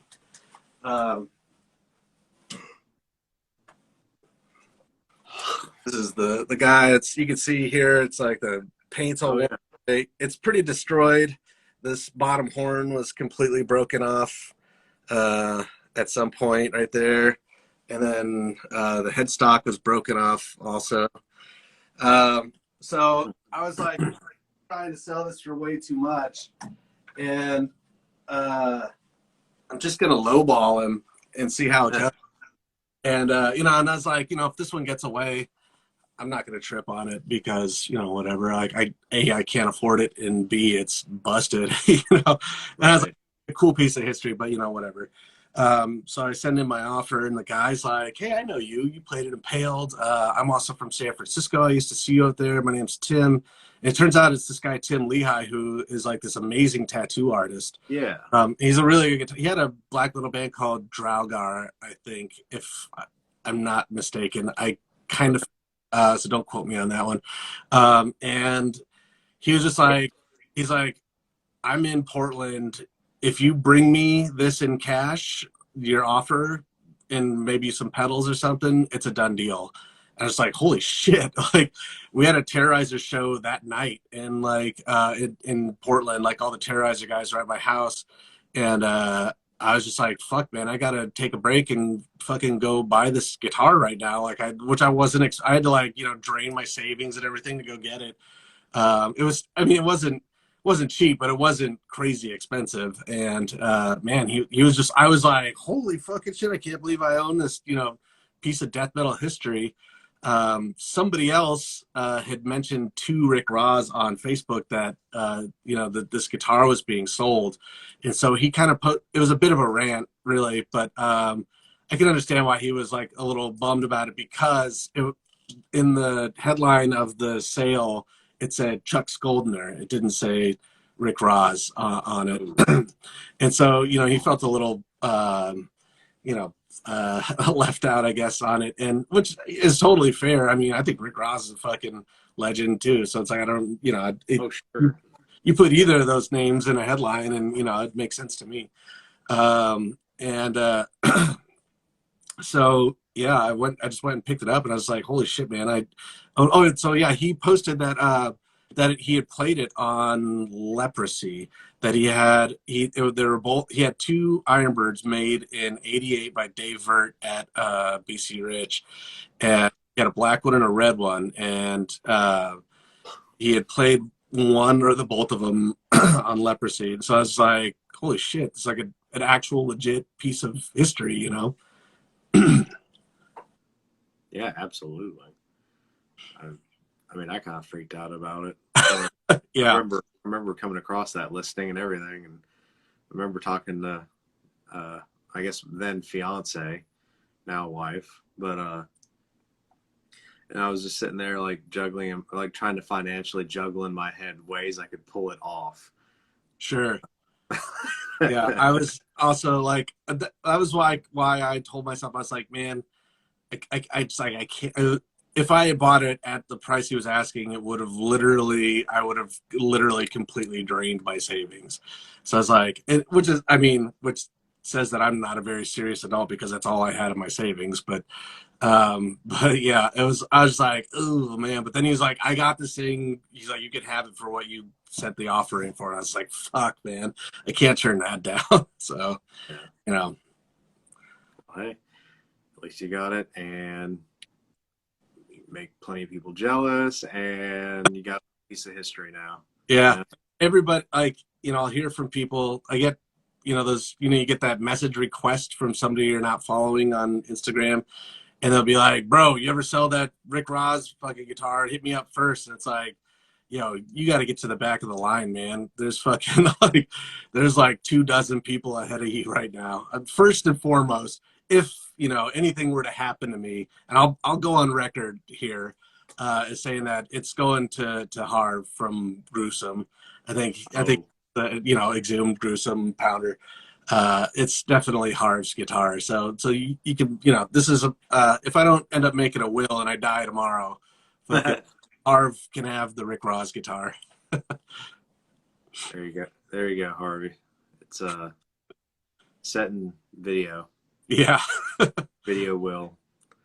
Fair enough. I mean, that's a fitting home. That's as fitting as fitting of one as I could think of. Yeah. Right. I think me and Joe were even talking about it at one point, and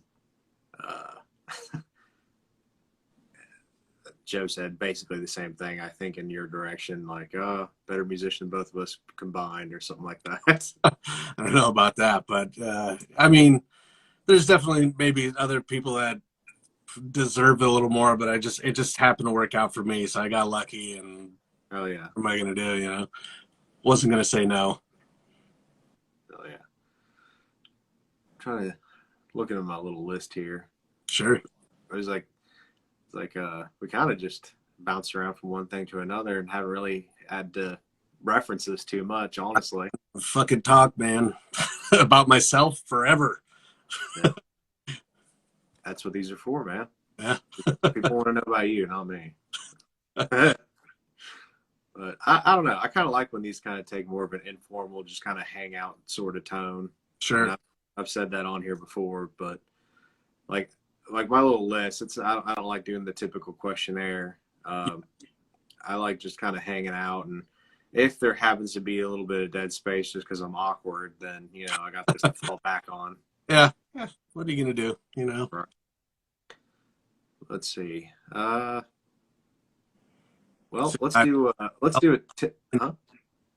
and who else? Dano in there, Evan eating cave, and yeah, if anybody's still hanging out here. I'm surprised we've kept a good few people in here, but let's do a kind of a typical sort of interview type question with like basically what kind of got you started, like where what got you into playing and what kind of set you on the path that you're currently at. Yeah. So my mom played. My father plays. My sister plays. My brother plays. Everybody plays guitar. So we had guitars all over the house all the time growing up. I actually did not want to play guitar. I wanted to play drums. So when we moved to California in 1990 from Michigan, um, I was the middle of the school year, so I joined school band, and I was like, this is it. I'm going to play drums. And at the time, I was into, more or less like cock rock and like Crew and Poison and shit like that, and just starting to get into like Metallica and Megadeth and stuff. And I went into so there's like a first period music class, and I went in there, and the teacher, Miss Whitney, she's like, what do you play? And I was like, I want to play drums. She's like, do you know how to play drums at all? And I was like, no. And she's like, okay, go sit with the guitar players. And like it was like this oddball misfit group of like six people sitting in a corner. Like, so they had a full woodwind band, like symphony type, setup where they had, you know, two or three rows of seats with violinists and woodwinds and, all the symphony type instruments. And then in this back corner, there's like this just totally random group of guitar players sitting in the back. And so I went and sat down with them, and I was just like, man, this is fucking bullshit. But I was like sitting with them, and then like it turned out that everybody there was like pretty cool. And I was like, okay, well, I have a guitar at home. Maybe I can learn how to play guitar and pick up drums later. And so I came home, told my mom, I was like, oh, I'm playing guitar. And she's like, oh my God, you're playing guitar. She's like, so she's like, here, you can have this one. And it's like, she gave me this old well, no, actually, we didn't get the Harmony Rocket till later. It was a Navarro. It was like a classical guitar. It's like a total piece of shit $50 guitar that my brother probably stole from somebody. And Not a Dave Navarro signature. No, I would have. Even then, I probably would have thrown it away. But actually, Dave Navarro has a fucking sick Paul Reed Smith all white. It's actually fucking awesome. I just read Dave Navarro's book, by the way. It's literally the worst book I've ever read in my life. But it's just him talking about banging Carmen Electra for 15 chapters. It's about even that would be much more interesting. So it's just bad. It's trying to be art anyway. Yeah. Anyway. So that's how I started. Pretty much was like, I started with that acoustic, and then the first song I learned how to play on guitar was a song called Tom Dooley. So hang your head, Tom. It's one chord. Hang your head, Tom Dooley. Hang your head and cry. It's just A and G, I think. We had two chords. So that's it. It's a total beginner fucking. Yeah. I'd never heard it before or after, actually. But the guitar players there, I stayed with them through that. So that was like a half a year, and then the next year. And then I went to high school and was in jazz band, and I played stand-up bass in jazz band. But I play guitar at home, and my brother bought me this super ratty electric guitar. Like it's like a K guitar from the 60s or something. It's like I've never seen another one ever. It's like paper thin, had a metal pick guard. It had 4 pickups that each had their own selector, so you could turn all 4 of them on or off. Super weird guitar. And I had that for a little while, and then I got a hand-me-down from my father. He had a Gibson Marauder, which is like a, Yeah. you know what it is? It's like a Les Yeah. Paul with a flying V-neck. Yeah. Funky pickguard. I think those are kind of cool and like a I weird way. Man, I wish I still had it. Like I totally fucking actually I don't know what happened to that guitar. I must have sold it or something. Even back then, shit was just coming and going. But I had that for a few years. Then I bought like a Jackson Dinky, like a black Jackson Dinky. I went to go buy an Ibanez, and the one black Ibanez they had there was like an RG4 or something or whatever. It had like a fucked up bridge, like it was missing a saddle. And the guy was like, "Why don't you just get this Jackson? It's the same shit anyway." And I was just like, "Okay." And I didn't know any better. So I had that Jackson for a long time. And then my house burned down. And from that, I was able to get a bunch of insurance money, and so I was able to start buying like, incrementally nicer guitars from then and there. I've, had a bunch of Ibanez's and Gibsons and stuff, and just from like swapping out the guitars and keeping them and selling them, like I found that I can't play Gibson scale guitars. Like I have really large hands, and those small guitars like are just like it's too hard for me to play. Like I'm too sloppy to play them correctly. So a big, long, wide fretboard is perfect for me. So that's I think that's why I sort of gravitated towards Ibanez a lot. Like I have the first guitar I spent more than $1,000 on. I still have it. It's an Ibanez RG 2610Z. It's got the Z trim in it. I'll grab it real quick. All right. It's this thing. It's just a single pickup. Oh, okay. Yeah, it's prestige. I still love this guitar. It plays fucking great. It's kind of the guitar that I, like judge all my other guitars against.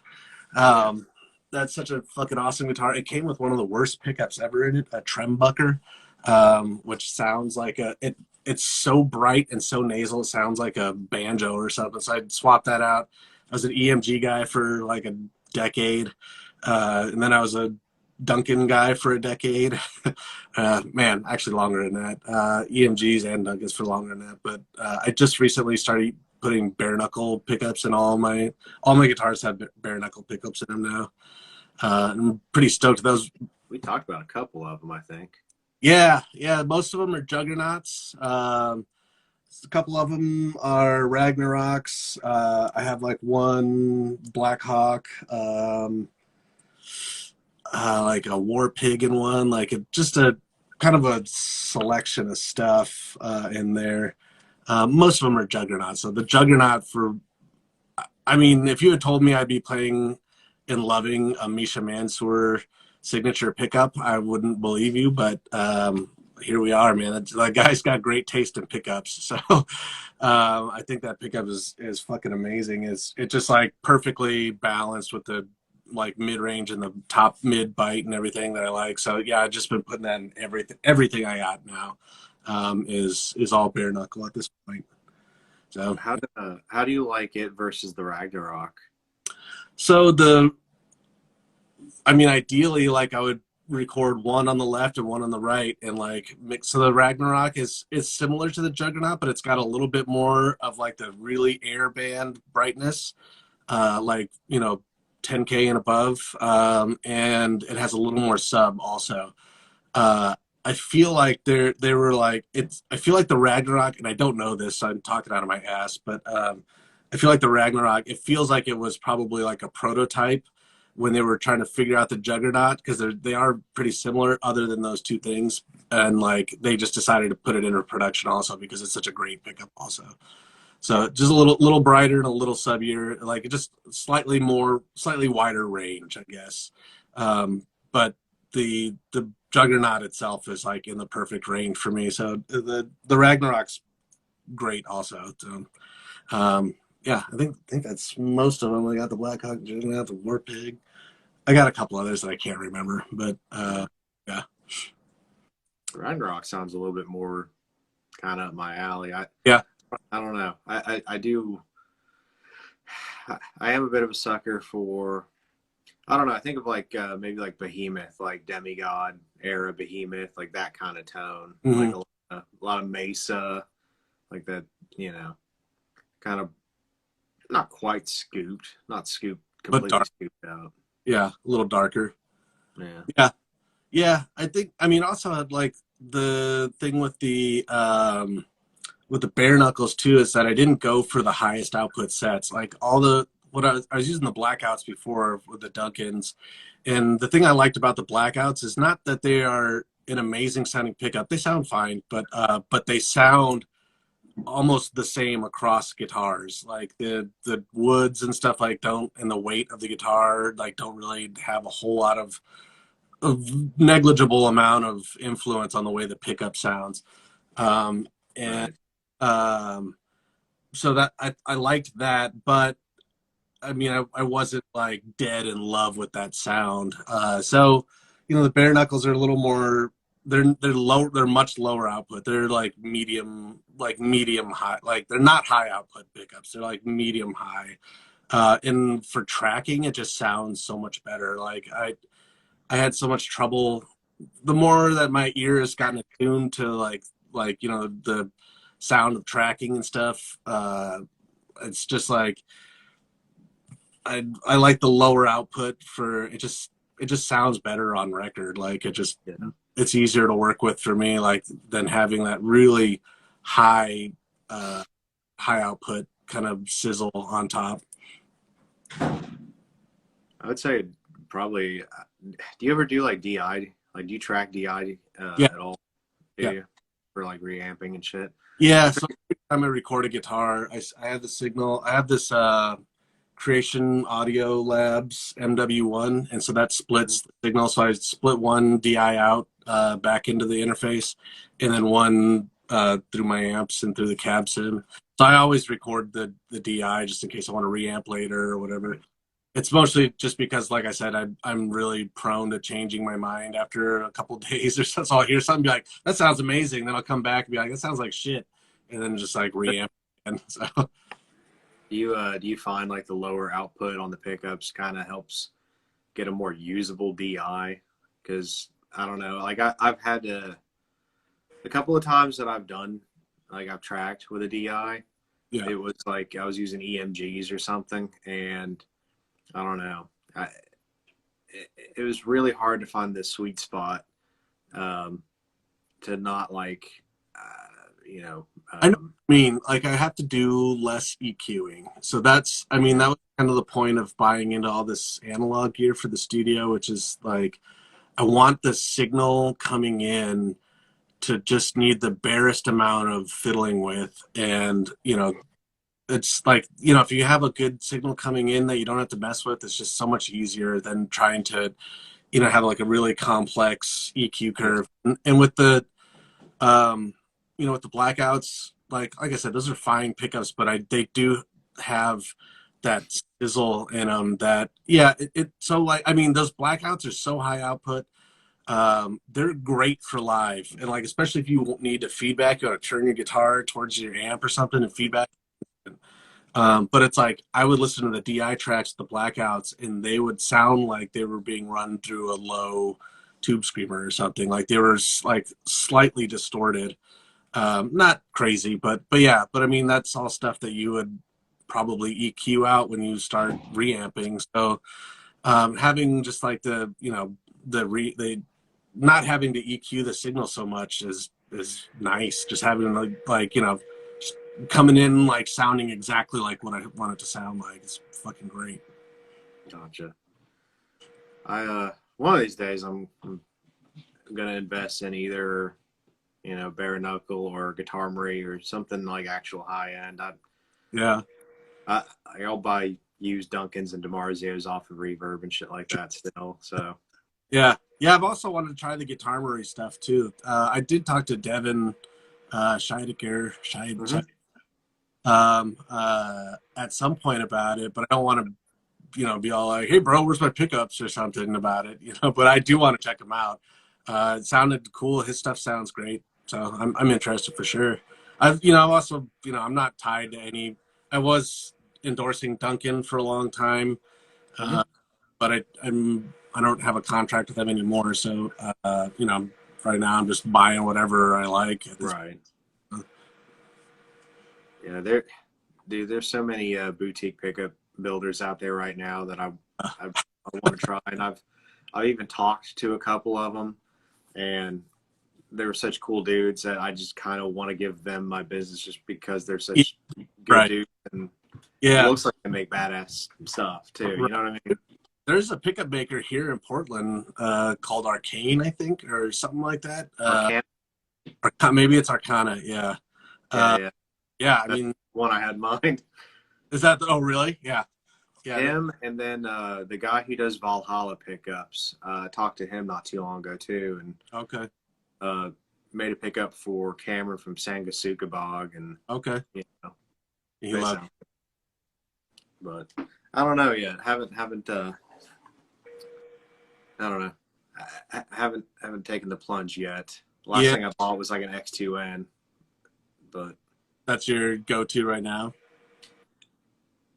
it's pretty sick. I put one in a Beast, like a BC Rich Beast. Oh And yeah, with the radiators on the. Yeah, yeah, yeah. yeah, I actually just sold that a couple days ago. Yeah, I remember I remember when you just got that, and then you were like, "That thing's cool," and then it was like 2 days later, it's like, "Yeah, it's for sale." And it was like, "Damn, that didn't like that sounds like my shit, dude." Like, Yeah, I'm not normally that bad about it, but like I tried so hard to jive with it, and it was like I built it up in my head that I was gonna love that guitar and yeah, something different, and then I just didn't get along with it at all.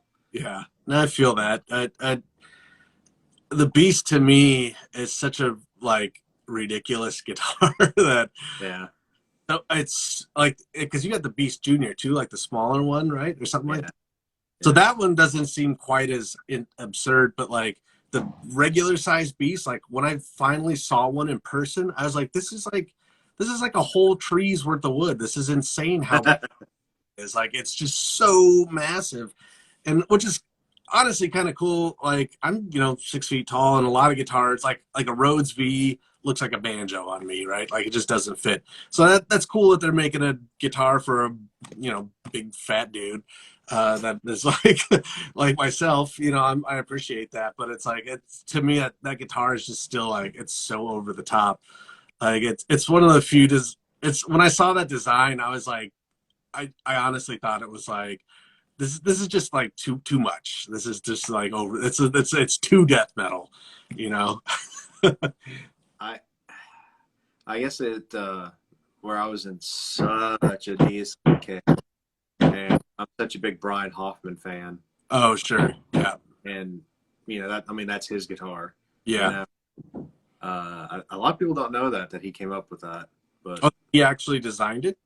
mhm. Oh, I Yeah, didn't know, actually. I just thought it was a BC Rich. I mean, BC Rich has oh, had wacky designs over the years. they do. But yeah, he actually came up with that, and made that design for BC Rich as like I don't know. I think that was like kind of like a weird muddied relationship after that because uh, everything to do with the Hoffman brothers gets a little sketch Sure. at some point or another. But I don't know. I've talked to Brian a couple times on here. He seems pretty cool. But I know he was like working for Dean for a while their shop, Yeah. and then he was friends with Neil Moser and Gotcha. almost went to go work with him. They came out with the Beastmaster, Hmm. I don't and think I've seen that one. yeah, it was like a one-off thing, and they got into legal trouble with BC Rich because it was so close to the Oh, Beast. I see it. Yeah, I have seen that before. Yeah, it yeah, looks other than the bottom quarter of it, it's pretty fucking similar. That yeah. even looks even more out of control than the regular Beast headstock. The the lower horn or the horn that's closer like to like your playing hand. Yeah. If you look real close at the upper register, it's like I don't know how you go to play the high end of the guitar without stabbing your Right. hand. Yeah, that's pretty out of control. You ought to look up Hoffman Guitars Scarab. It's like a red guitar. It's got like 4 really radical horns on it. One of the followers on the page, he actually has 1 or 2 scarabs. Holy shit. Yeah, that's out of control. He makes some more like tamed, like super strat, like Bernie Rico Jr. esque Yeah. kind of guitars too. But those are the 2 that always kind of, I mean, they obviously stand out. Yeah, that is absurd. That is that's like one of the craziest guitars I've ever seen. Wow. Yeah, too big, man. That is the case for that thing's got to be like, oh God, like a bass case or something. It's just a sarcophagus. Have you ever seen a hammer scarab? I'm surprised they're able to get away with that. I love that hammer scarab design. Hammer, maybe. I'm not sure exactly how you pronounce it. They're from the 80s. It's kind of Ironbird star slash. Oh, you know. Okay. Huh. Interesting. Yeah, that immediately makes you think of several different guitars. I feel like there's somebody famous that played like a bass version. Oh, wait a minute. You know what that looks like or what it reminds me of? Shit. Bass player for The Who. Oh, not Pete Entwistle. Or is it Pete Entwistle? Entwistle? It is. Is it Entwistle? Can't remember. Damn it. I like how we're both having to pull up Google for half this shit now. John Entwistle. It says. Okay. Yeah, but he has this one really wacky looking bass. That's kind of what it reminded me of. I think. Who the hell makes that? Hang on. Oh, you're talking about the buzzard. Yeah. Warwick, I think. A Warwick buzzard. Okay. Huh. But yeah, that it kind of it's similar. Yeah. Warwick buzzard. Somebody else chimed in too. Yeah. It is kind of a sick. Like it's funny. It's got like the grip on it, like some of the old Ibanez's, like yeah. That's pretty out of control. I forgot about the buzzard, but as soon as I saw it, I was like, I know that fucking bass. It's pretty metal for The Who. Yeah, right. You know what I mean? It looks upside down, but it's pretty sick.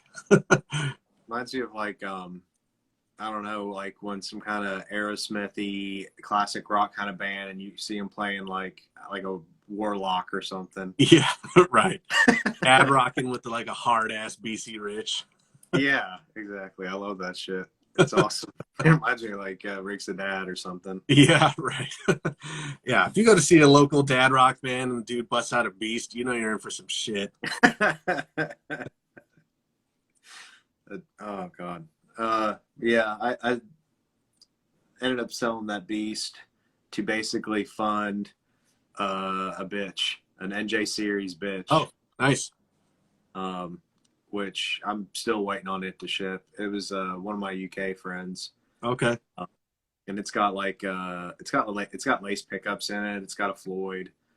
And it'll be my first NJ series that I've personally owned, so I'm pretty stoked on it. That's cool. Not bad. Hell yeah. Get a Widow. Oh, no. No. What's the Widow look like? I'm not that big of a fan of the Widow. Oh yeah, the Widow. That's the got what Blackie Lawless bass. Right. Yeah. I think the Virgin looks kind of cool in some iterations. The Virgin is a like but well, I've seen a flat top I remember it. A flat top version of the Virgin with like double binding. Yeah, something to give it a little more definition. Man, that Draco is another kind of miss for me. But I just Is the Draco the weird V one that looks like dragon wings? Yeah, that is too that's much. the ultimate pinnacle of BC Rich, like early 2000s cringe. Right. I mean, for BC Rich, like, I love the Ironbird, clearly, but also like the Mockingbird, and their strat shapes are fine too, but that's kind of it for me. Like, I'm not even like a huge Warlock fan. There's nothing wrong with the Warlock at all. Not for me. It's just like I associate Warlock with local band or something. Like Right? they're so ubiquitous. Everybody's had. I never actually had a Warlock, but everybody else has had a Warlock at some point. It's like, I'm in a fucking metal band. I'm buying a BC Rich Warlock. Fuck you, mom. That's the entire thought process there. I wanted my first electric so desperately to be a Kerry King Warlock with like tribal flames and shit. Oh, buddy. When I was like 13, 14 years old. Thankfully, my parents had. At the time, I thought that like, they just don't get it. They bought me a red Squire Strat with red with a white pick guard, just a little, not even a humbucker. Yeah. Or anything, the Strat. Mm-hmm. And at the time, I was like, they just bought some dad guitar or whatever. But Yeah. I'd like to think that they just had really supreme foresight, and they're like, yeah, you don't want to look like some poser pleb. Yeah. I mean, now, like, I have in this rack over here, I have 3 Ironbirds. I have that Ibanez and some other wacky shit. I've got a fucking straight up gold on black Strat also, like I think Strats, I have an actual gold on black actual Strat, and then I have a war moth Strat that I built. And I think those are fucking cool as hell. Like, I don't know. I love a black and white Strat now. So Oh, I do too. that's just my dad taste coming to the fore now too, as I'm entered dad age. Yeah, it's funny. Do you follow Sinister Metal Guitars? No. Okay. He's at another cool page. His name's Justin. Me and him talk on here pretty frequently. We were just discussing, I don't know, within the last week or so, we were talking about our love of non-metal guitars, just as kind of like a break away from our Instagram pages. Right. Yeah. And, like I was nerding out real hard on Charvel like Strats and stuff like that. Famous. Yeah, I had one. If Sebastian is still in the chat, he actually owns it now. It's just a Strat. It was like a 2 humbucker Strat. It was red, I think, originally with the maple neck and fretboard. And the guy I bought it from, he had literally shaved the paint off, so and then he oiled it. And he put there he is. There he is. Best guitar he owns. So he oiled it up and put a copper colored pickguard on it, and Ooh. I fucking loved it so much. But I think at the time when Exhumed stopped by, like, I hadn't played it in a year, and he was like, "Would you sell me this guitar?" And I was like, "Fuck it." I was like, "I'm not playing it." So yeah, sure, dude. Fucking, it's all yours. I actually sold 2 guitars to Exhumed that when they stayed over that trip like a couple of years ago. So I sold I had a Ibanez Lawsuit Les Paul also, that was from '77, my birth year, and I sold that to their sound guy Alejandro. So yeah, good weekend for me. Shit. That's sick. I love dad guitars too. Yeah, It's pretty funny. Did I show you the Woodwright Warlord that I have coming too, the Silver Burst? I don't think so. Oh, maybe you did actually. Yeah, that does sound kind of familiar. It's sort of a copy of either the First Act DC or like the Yamaha SG. Right. A double cutaway. Yeah, that's cool. So I got that and a PC Rich bitch coming. So you balanced out your dad with a little spice, Yeah, you know. and this is pure coincidence. They are both going to be set up in C standard, Oh, not by my request, just by sheer chance. yeah, And I was like, and I think maybe I've learned a couple Death Clock songs in that tuning, yeah, and maybe a Black Dahlia song or two, but years ago. But other than that, I'd never play in that tuning. So yeah. Yeah, I was like, I keep two guitars in each tuning, so it's like the black and white BC Rich are actually all three of the Ironbirds are in C. The Ibanez and ESP are in B. Then I have a couple in D, a couple 7 strings in drop A. Uh, I'm not sure what I'm missing. Oh, I have this like MIDI guitar that's like I'll go get it. It's just the most embarrassing guitar that I own. It's this thing. It's a hell yeah. tiny little head stockless fucking MIDI guitar. But yeah, it's yeah, I don't know. I just feel like, having something in every tuning is pretty handy for, C's cool. Like the nail stuff was in C. Well, actually that's not true. The phobia stuff was in C also. So yeah, C. I mean, I used to just be like a straight B guy forever. Like all the Carcass was whatever Carcass was doing, what I was doing back then. So all the old Impaled stuff and all the old and current Exhumed stuff is all in B, as far as I know. And yeah, I don't know. B is cool. I think that's kind of my home tuning, but I actually have more guitars than C right now. So C's cool. It's a little bit of a compromise, you know. Yeah, because like D standard has been my go-to for 6 string. Gotcha. But then I also have a 7 string that for B and drop A or whatever. So sure. this is like a kind of a middle ground that I'm not normally playing in. Yeah, D's cool too. I like D. Like all the Terrorizer stuff's in D, and I gotta be honest. Like when I first started playing with them, and we had a second guitar player for a minute.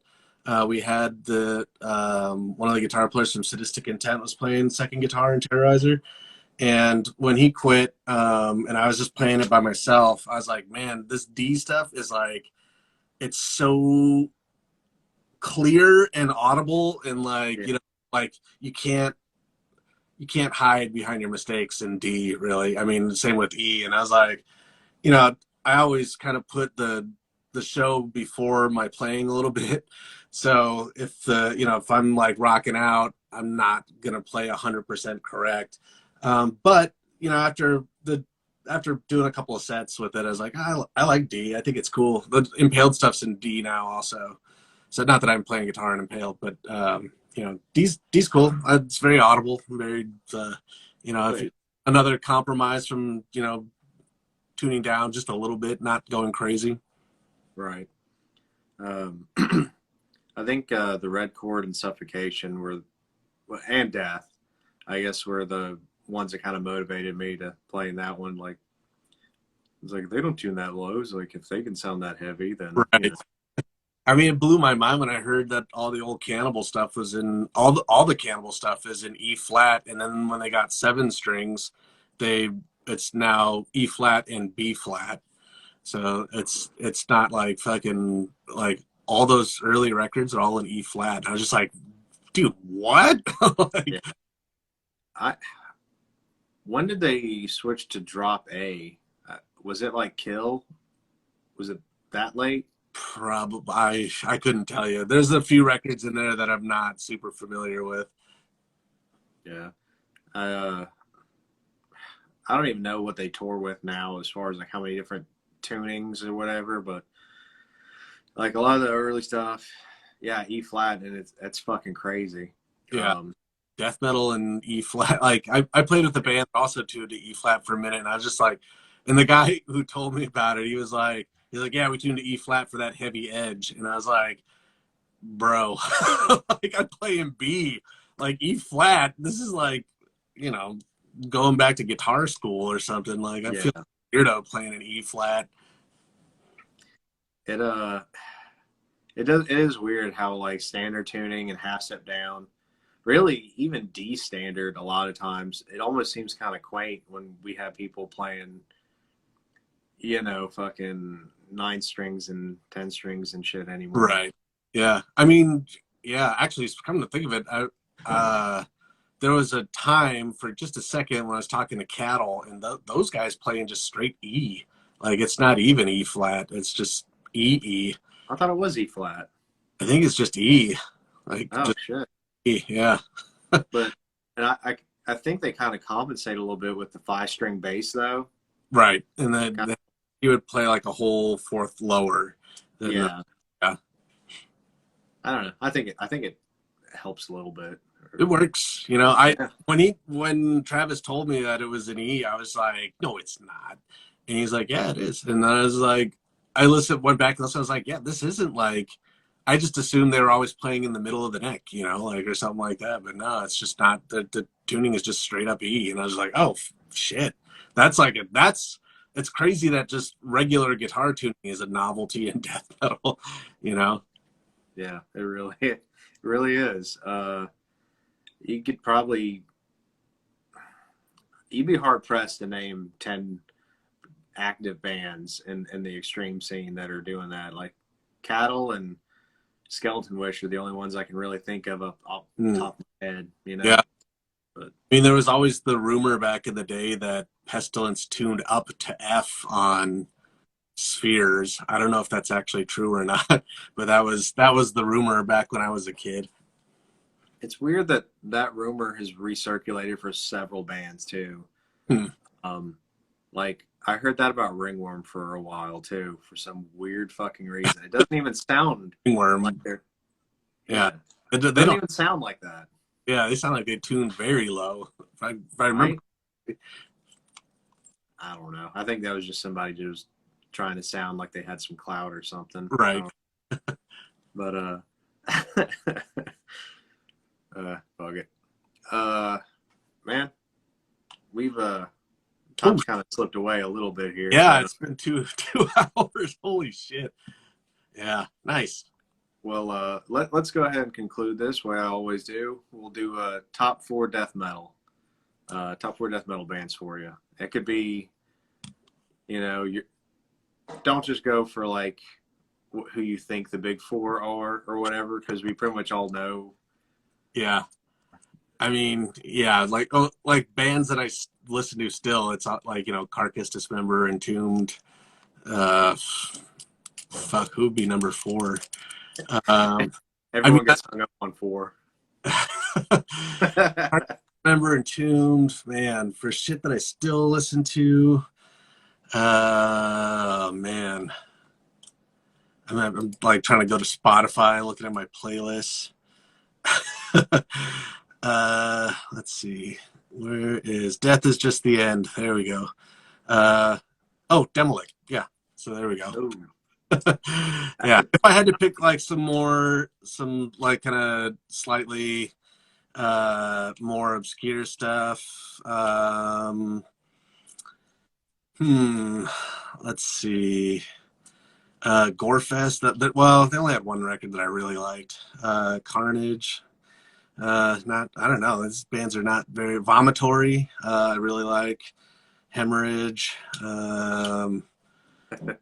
Cathelist is a band I've been listening to a lot lately. Full of Hell, I think is fucking cool. Oh yeah. Fucking Miasmatic Necrosis is a very sick one, and Dan is here, so Dan, shout out to you, buddy.